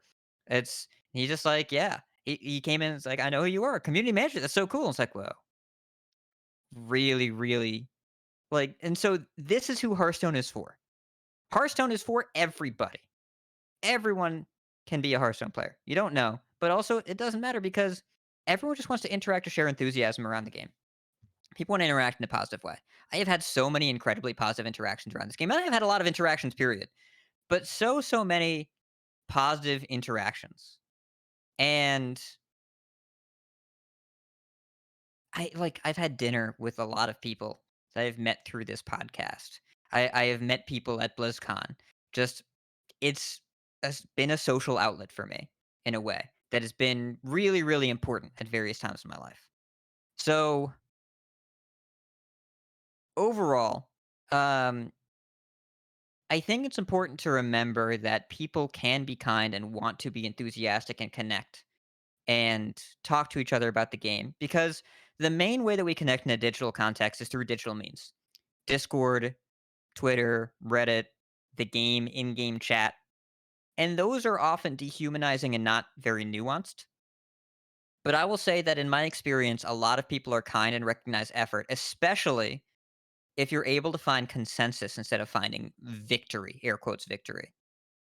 I've had a lot of really positive connections with people that we started out disagreeing on an issue and they were able to realize, hey, just because we disagree on this issue doesn't mean we have to dislike each other. And trying to figure out why do you feel that way has been really important to me, and it's built a lot of connections. And I found out some people like different things than others. Dun dun dun. Crazy. Absolutely crazy. And none of those things are inherently wrong, even if I like priests. Steve's right here. Even if they like Turtle Mage. Or maybe Turtle Mage. I don't know. But There none are of those things limits. are wrong. But keep in mind, social media is not inherently unavailable for nuance, but you gotta work for it. And you gotta chase it. You gotta go after it. And that's been what I found to be really valuable. Because articulation is really, really hard. And people often are great at telling you a symptom of their feelings, but not their feelings themselves. And if you ever want to know what this sounds like, ask someone what a control deck is or what tempo means. Or you'll find out very quickly that articulation is very difficult and communication is all about finding a common language that makes sense, which is why I never use the word tempo unless I'm memeing on it. I think the one thing I'm going to add is that a community is only as good as the people who are owning it, right? And like you've been running both the Coin Can See Discord really for a long time, and along with a number of other areas, and like I know that we've gotten comments in the past that like our Discord feels very different than, say, I don't know, the subreddit, right? Because like you can go into the subreddit and you can come back with the opinion that everybody who has an opinion about Hearthstone on the internet is full of venom and wants to watch the world burn. And those people exist. But also when you feel a sense of responsibility for your community and you treat people how you want to be treated and you have standards for behavior to remain in that community, that changes the tenor. And that doesn't happen by accident. I mean, this was something even when I was running the Off Curve Discord, and I waited a long time to open that because I was very nervous about running a community, but I emulated it based on the example that I got from Hat in the Coin Can See Discord. And I mean, and to this day, it is, I think I'm biased, but I would say that it's one of the most pleasant and respectful communities I've ever had the privilege to be part of. And again, that doesn't happen by accident. And I mean, I think that I've seen like even like THL was in a rough spot, I think, when you inherited a lot of the responsibility for that. So I had actually left THL and then I volunteered to come back in a crisis management role because everyone else on the board quit. Yeah. And yeah, there was some serious cultural adjustment that had to be done there, and I'm very proud of the movement we had there. There was a moment briefly after I rejoined where there was some pretty negative stuff that went down, that I will say was not super hospitable towards women. Yeah. And a particular woman community member Teammate stood of out mine. that, yeah, was not treated very well, and in a way that I think was hard for us to deny as anything other than systemic. And then 6 months later, we had an environment that was welcoming enough that we had people coming out as trans to a lot of support within the community. And I was really, really proud of that growth, and I think that everyone did good work, but I don't know. I am in the position now where I am forced to take compliments live on the air. I am very bad at this, but I appreciate both of you, and I must say that I feel like it doesn't have to be as hard as it is listening to people and making a space that's good for everybody. But I find the Coin Conceit Discord in particular to be near and dear to my heart as a place where things happen there that in a lot of other online communities I've been in don't happen ever. It is self-policing. People use singular they to talk about their opponents. I cannot tell you how difficult that is to enforce literally anywhere else. People will just say he. But games are for everybody, even if you work at a movie theater. We've proven that today. And just singular they. People correct each other. It's really, really nice. And that took a It's really, really while nice. of just constant reiteration and reinforcement, and and that being important to the people who are making the rules, because you get the community that you inspire, right? And you can inspire a community to be a bunch of trolls, or you can inspire a community to want to bring the best out from each other and build each other up. And I feel like a lot of hard work on mostly your part Ad has gone into making the Coin Conceit community the latter, and it's something to be really proud of. I mean, so Yeah. my team, Sugoi Gaming, was a group that pulled out entirely of THL after that whole situation. And we, for many seasons now, have been back and like trying to have a team in pro every season. And that's because THL got built back better from the ashes. And we've finally asked our teammate, hey, do you feel comfortable if we rejoin? And she said, yeah, I feel fine about that. So I think you do incredible work. Yeah. And we know you got the job, and so we don't have to sell you, but given that you're going to be doing this professionally now. But yeah. Yeah. It's like I don't find it, I shouldn't say I don't find it difficult, because it is difficult. I don't find it complicated, but it is not easy, and there are times when it's quite stressful. But it's also the right thing to do. So it's really just about being there for other people and letting other people be there for you and making sure that it's all about consensus. That's really what's important. So, even if they're control players, you got to just find consensus. And it is important to note also something that I've found that can be harder to accept at times is that there are moments when people will be happier if they move on from the game, but they've been playing out of habit. And the goal there isn't to tell them you're burnt out, take a break.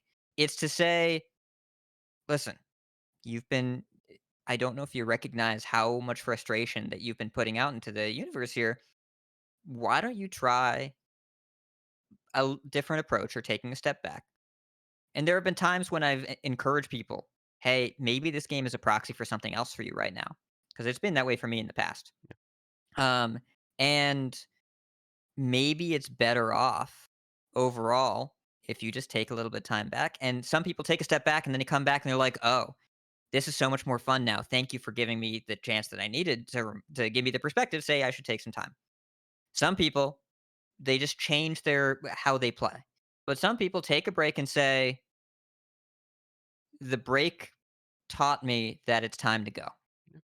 That I had a better time than I expected just not being a part of it. And the game has been great to me, but also it's time to go. And it's better for those people. And they're always welcome to stay in the community, but you don't hang around a barbershop if you shave your head, right? Like you move on with your life. But people are always welcome to hang out. Coin Conceit Discord has a billion channels, perhaps too many. If you just want to talk about Slay the Spire, there is an active group of people there talking about Slay the Spire, for example. So you can stay around, we can still be friends and all that, but also sometimes people are gonna move on, and that is not necessarily a reflection on the game. It's not a reflection on the community. It's just time. Sometimes people grow apart from things. That's okay. I played Magic the Gathering for many, many, many years. I still dabble, but the amount I played before was not healthy. I still dabble. I still stay connected to that universe, but I don't play as much the same way. It's not Magic's fault. It's not like Magic's a bad game now. It's a great game. I just don't play it as much. That's okay.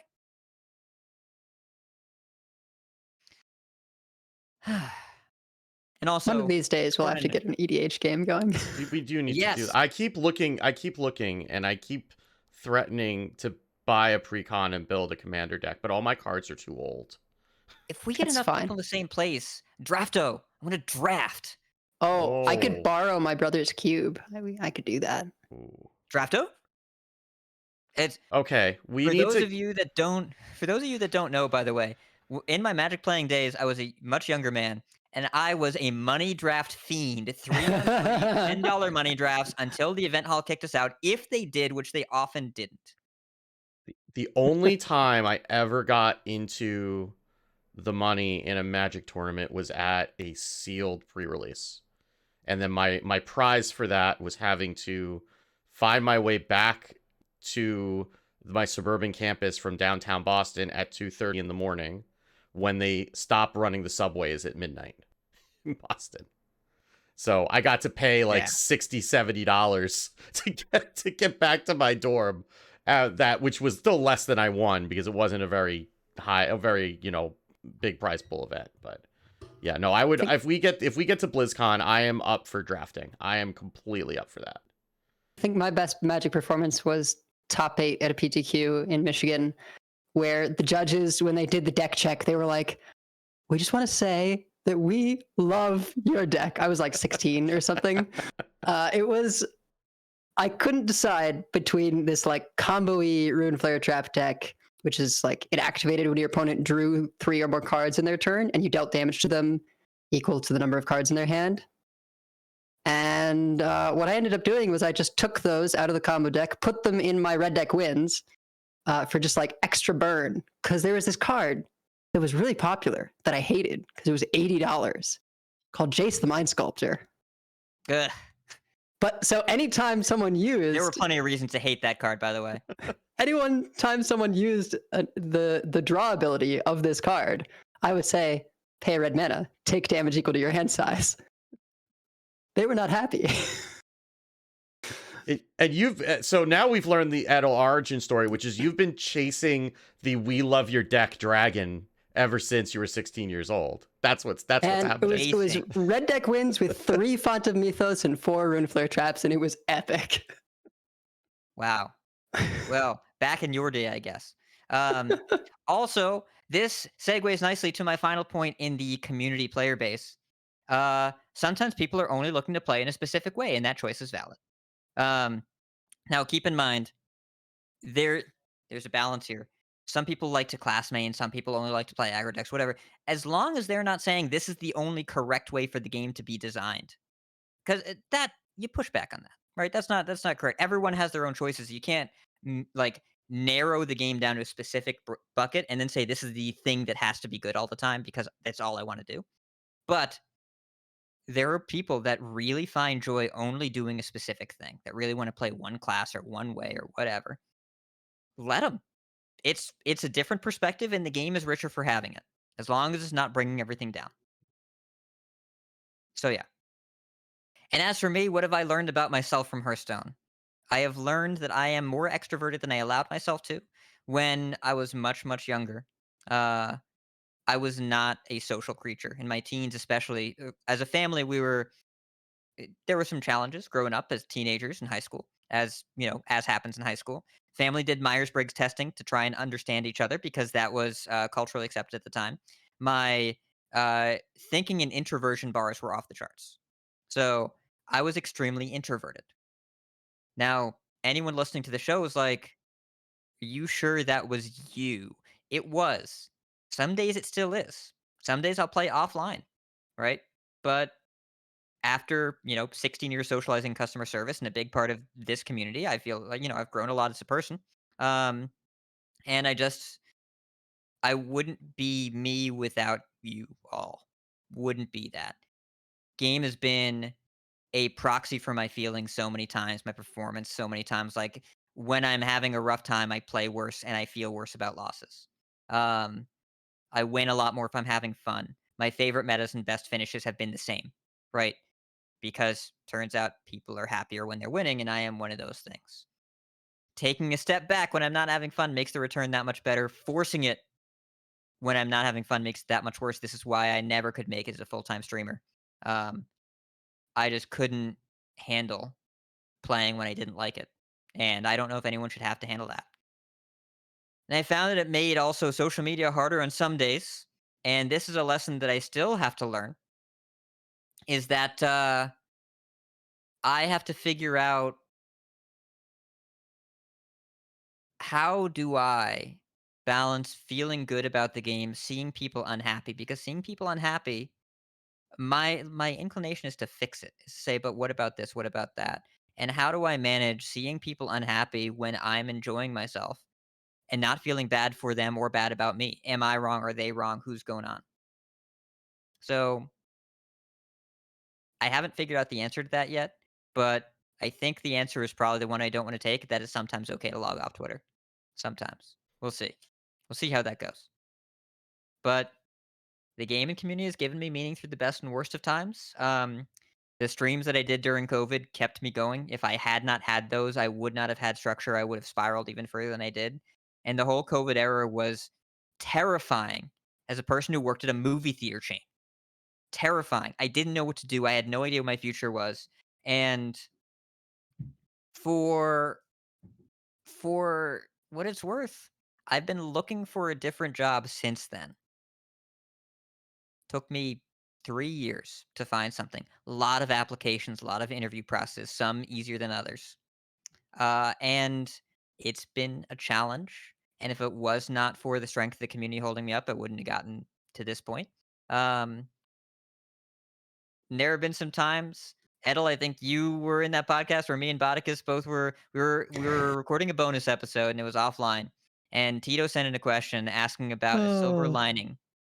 And Bodicus and I both basically said there is no silver lining and got pretty unhinged there. And you redirected it, cut it from the final audio, and said, "Are you guys okay?" And it took me a little bit to realize maybe I wasn't okay.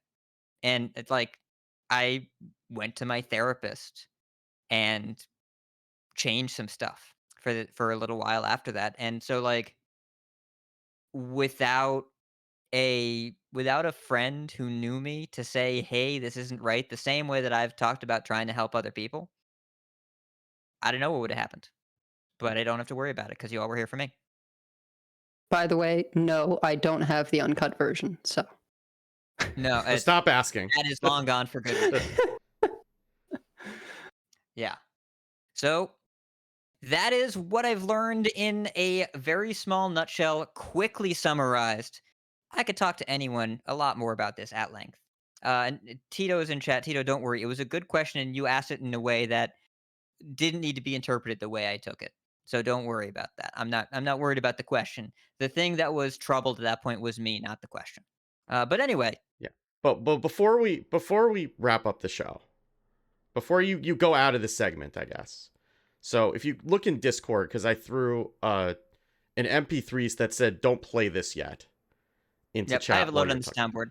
Yeah. So you mentioned episode 71. So that is an episode that is no longer on the feed, as I discovered when I was going. I did some research too, and that episode, like going back to a certain point, like some of those episodes, like you can only have so many episodes in the RSS feed, and that audio is not there. I had to dig into like the back end of Libsyn to pull that audio out. So I have, because the listeners can't go back and listen to that first episode, I pulled just the beginning of that first episode out, just so that everybody could hear where Hat started versus where he is now. Shall we? Yes. Hello, everyone, and welcome to episode 71 of Coin Concede, the Hearthstone podcast dedicated to making the competitive side of the game more accessible to you. From the control center in Thunder Bluff, I am Cinder. Kenny is playing baseball with his son, and Appa has strep. So, joining me from Orgrimmar, Illinois, is Cora. Cora, what's up? I'm doing well, Cinder. Been a busy couple of weeks. I am fully embedded in Tespa Collegiate Hearthstone right now and will be until the end of April. So it's a lot of flying back and forth, but happy to be home for a couple days at the very least before I have to pack up and head back out again. Oh, man, that's a busy schedule. It is. And helping us round out the show this week, we have a guest, streamer and Legend Ladder player, Ridiculous Hat. Hat, welcome to Coin Concede. Greetings, travelers. Thanks for having me. I will try to fill in the gap between Kenny and Appa. You know, I will try to be two people. Well, I'd call Kenny at least a half a person. So if you can do 1.5 people, I think we're okay. Oh, dang. Oof, Okay. getting hot in here. Hat, but Alrighty then. before we go too far down that rabbit hole, Hat, introduce yourself to the listeners and kind of give us your Hearthstone resume. Well, I play games a lot and like to talk about them, and I guess that's why I'm here. I have a stream a couple nights a week. I have a full-time job and all that, so unfortunately Hearthstone cannot be my life as much as I'd like it to be. But I come from a Magic the Gathering background, and I'm all about pursuing continuous personal growth and self-improvement, kind of becoming a student of any game that I play. So Hearthstone, I took that on. It fits much better into my very strange work schedule, and it's a lot more accessible than carving out a weekend to go play Magic somewhere and dropping $500 on one deck or so on and so forth. I've hit Legends 12 times now, I think. Decent amount of success. Never really made the deep run because I lack the patience for hundreds and hundreds of aggro shaman mirrors. But what I try and Don't we do all? on my stream is heavily analyze my games, both in them and afterwards. I encourage the stream to participate and really just try and figure out, is there a better way we could have played this? Is there a better game plan we could take? And can we learn decks together as a group? That's really cool. What was your highest Legend finish? You know, I think there was 1 month where I got like just above 500. I've touched. I've never gotten double digits, but I've touched like 150. But I wouldn't say that I make an effort to really stay up there. Doesn't mean that I think I could do it because I don't think I could. But I every time I hit Legend, I try to figure out a new deck to learn. Like the past 6 weeks or so, I've just tried to figure out Rogue. Before that, I couldn't dagger up to save my life, and so I've learned, how to stop worrying and love Edwin Van Cleef. And so now I'm trying to learn Reno Mage, which is also, it's very complicated unless you draw Kazakus and Reno, in which case the deck's really good. Yeah, it's kind of like that 50-50 of did you draw Reno? Then you win. Hooray! Well, and that's kind of I think that addressing that sort of RNG-based approach is the sort of thing that I fight a lot with internally, and a lot of new players do as well. It's just kind of about minimizing the odds that RNG can have in your game by taking alternate lines of play. But it's very hard to do that when they just have the Reno on 6 and they're like, well, I lose. Yep, that is in fact how card It's games function. unfortunately Hearthstone life. It's a really great approach to trying to learn something new every season. I know the Legend climb can get a bit stale, but if you're constantly trying to improve yourself, then that's one way to keep it fresh and keep yourself improving in the game. So very nice. Thank you. Yeah, good stuff. Stop worrying and love Edwin Van Cleef. Like, That's Couldn't help movie references, huh? no, I couldn't. But also, I was just learning Rogue when I started the show. Well, I've gotten some reps in since then. you've also learned how to, build an audio setup since then. It's so that might have been a Blue Yeti with no mic stand far away from me. And I might have been talking to the wrong side of it because that'll happen sometimes. But yeah, it's my mic sounded terrible. I don't know. It sounds like a version of me at least that I can relate to. But yeah, I mean, that was a reasonable approach. I could also tell that I was making a bit of a sales pitch to be like, I'm smart, let me stay in the show. That was definitely what's going on there. But yeah, man, long time ago. Thank you for finding that. If anyone wants mic recommendations now, I've learned since then. So I can help you not ever sound like that. I still use a Blue Yeti, and it sounds fine when you set it up right. I will just say that much. Correct. I have gotten everything that Hat has told me to because I don't know anything about anything when it comes to audio stuff. So, But yeah, thank you for finding that. Listen, the analytical approach I think is a good way to go about it. That was when I used to try and shoehorn in 2 streams, 2 nights a week when I also had a full-time job. Crazy thing to do. I don't know who Yeah. could possibly do that. Yeah, I don't know who would do I'm that. making eye That contact. sounds like a terrible idea. It's challenging. It is. But yeah, I remember. Yeah, feels like a million years ago, but I can remember it. Crazy time. Thank you for finding that. Yeah. Well, I think it's time we enter into an outro. But Alkali is in chat making cracks about how fast I used to talk. We have many folks who'd like to thank. Check out the thanks section on the website at coinkc.com, where you can find our content info, show notes, and our Patreon information. You can monetarily support our show at patreon.com/coinkc. Join us every week live by following us on Twitch at twitch.coinkc.com. Join our community chats and our Discord at discord.coinkc.com. Write into our email at coinkc@gmail.com. Follow us on Twitter at coinkc. Like, share, and follow us on Facebook, facebook.com/coinkc. For likes and CC swag, head over to our shop at shop.coinkc.com. There's some new stuff over there. It's pretty cool. Big thanks to our producers: Number Theory, Doge TK, Crutch, Cap, B-Squatch, David P, Fade to Black, Wild Lou, Jeremy T, Bottle Caps, Grumpy Monk, Krebmark, Bird Club, Kirk Reagan, Forgiven One, and Rage Chicken.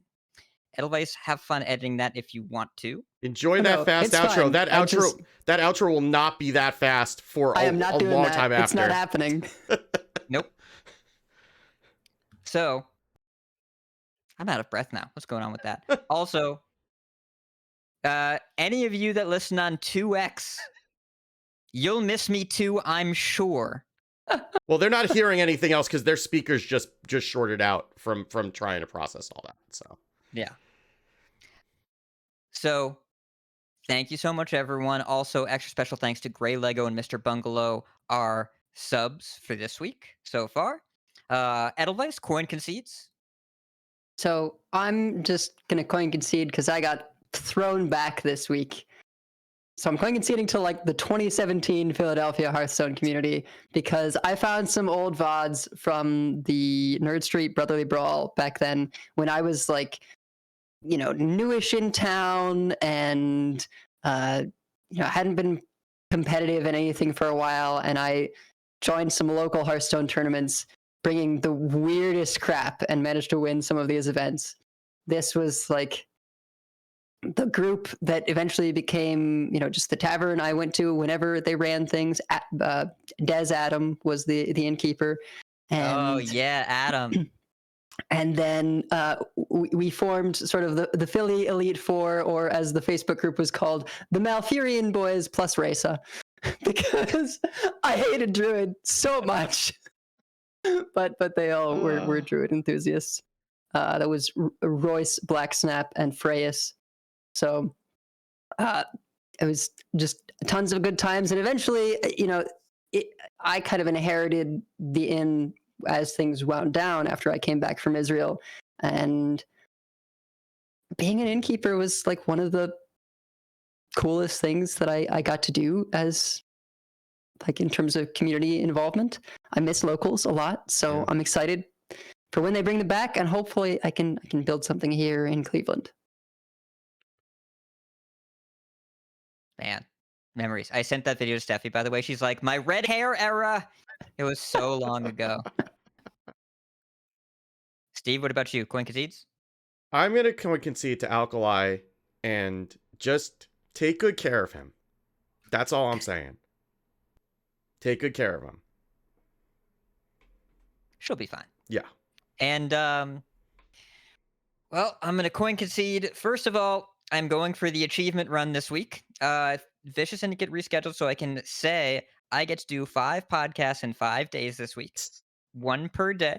On Monday, I did Bread and Butter. That's already out on feeds. You can go check that out, where they interviewed me like I'm a real-life Hearthstone person. It was strange, but good.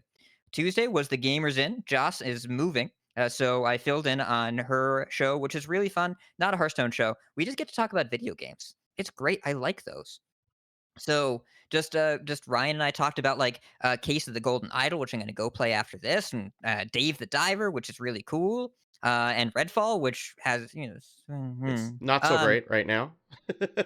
It was a news item, not a game we had played, Yeah. so that put it that way. But yeah, so if you like video games and talking, then go listen to Gamers In. Yesterday I was on Blizzlet. If you don't work at Blizzard or employ me, you should go listen to that episode. If you do, probably don't. But yeah, it was really, really fun and went off the rails. It was a surprise drop in. And I wasn't there. Drunk Hat was there. He mostly behaved himself. Today, Coin Conceit. Tomorrow, Vicious Syndicate. So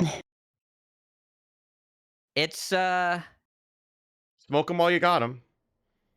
yes, I'm doing. We'll see what happens. But also should Coin Concede to my co-hosts, current, past, like couldn't have done this without the incredible people around and friends. Everyone in the whole world is what I have written in the notes. Really weird. I'm not gonna. This is the last Coin Concede that I'm doing. It's so strange. I mean, I you're don't really know how to process this. you're coming back for an anniversary episode, right? Like, you gotta It's get we can put the request in with PR now. yeah. But yes. But also keep in mind that my value to the Hearthstone team is being a part of the Hearthstone community. I'm not gonna vanish. I'm not gonna disappear. You're not gonna be I'm a not gonna stranger. behind the mic anymore. Yeah. No. I imagine you will still see me in the Coin Conceit Discord. My opinions on game balance may be restrained because it will be hard to be impartial. But I imagine that you will still see me around. And if you have questions about rules interactions, feel free to ask me. I encourage it. Also, pictures of cats. I want to see your cat. Post pictures of your cat. Dogs are also cool. I love puppers. Really, any animal you have, as long as it's cute. If you think it's cute, post a picture. But yeah, I'm not going anywhere, but things are not going to be the same. So keep calm and I'll see you around. And if you see me on ladder, Coin Concede. Coin Concede. Coin Concede. And that's a show. That's a show. The last clap. I don't know. That's, I'm gonna make fetch happen. Fine. Tradition. Come on. I will go find a furry hat. I will do it. I believe it. Not that one, but a different one on my head. But yeah, so everyone, I'm gonna go post the raw audio. I have to train my co-host on how to do that. So we're gonna take the stream down now, whenever Steve says so. But thank you so much for being here. I will see you around the Discord. I'll see you in Hearthstone, where I work now. So don't be a stranger, all right? If you see me, say hi. Is there anyone we can raid? If you wanna Heart deal with that. Queen. Sure. Heart Queen. Sounds good. Let's raid Heart Queen. Nope. I am not in the right window because that is me. That is not the podcast.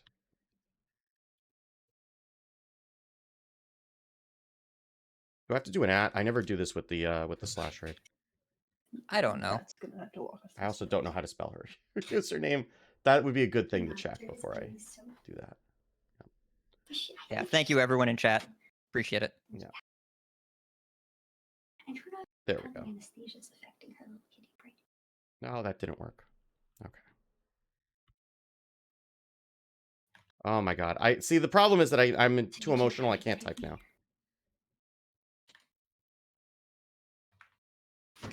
Okay. There we go. All right, there we go. All right. So, thanks everybody. We will be back next week. The times may be a little up in the air because we're going to have guests. So, we may have to schedule around them. So, keep an eye on the Discord, keep an eye on the Twitter, but we'll be back next week. So, have a good night everybody. Bye. Bye.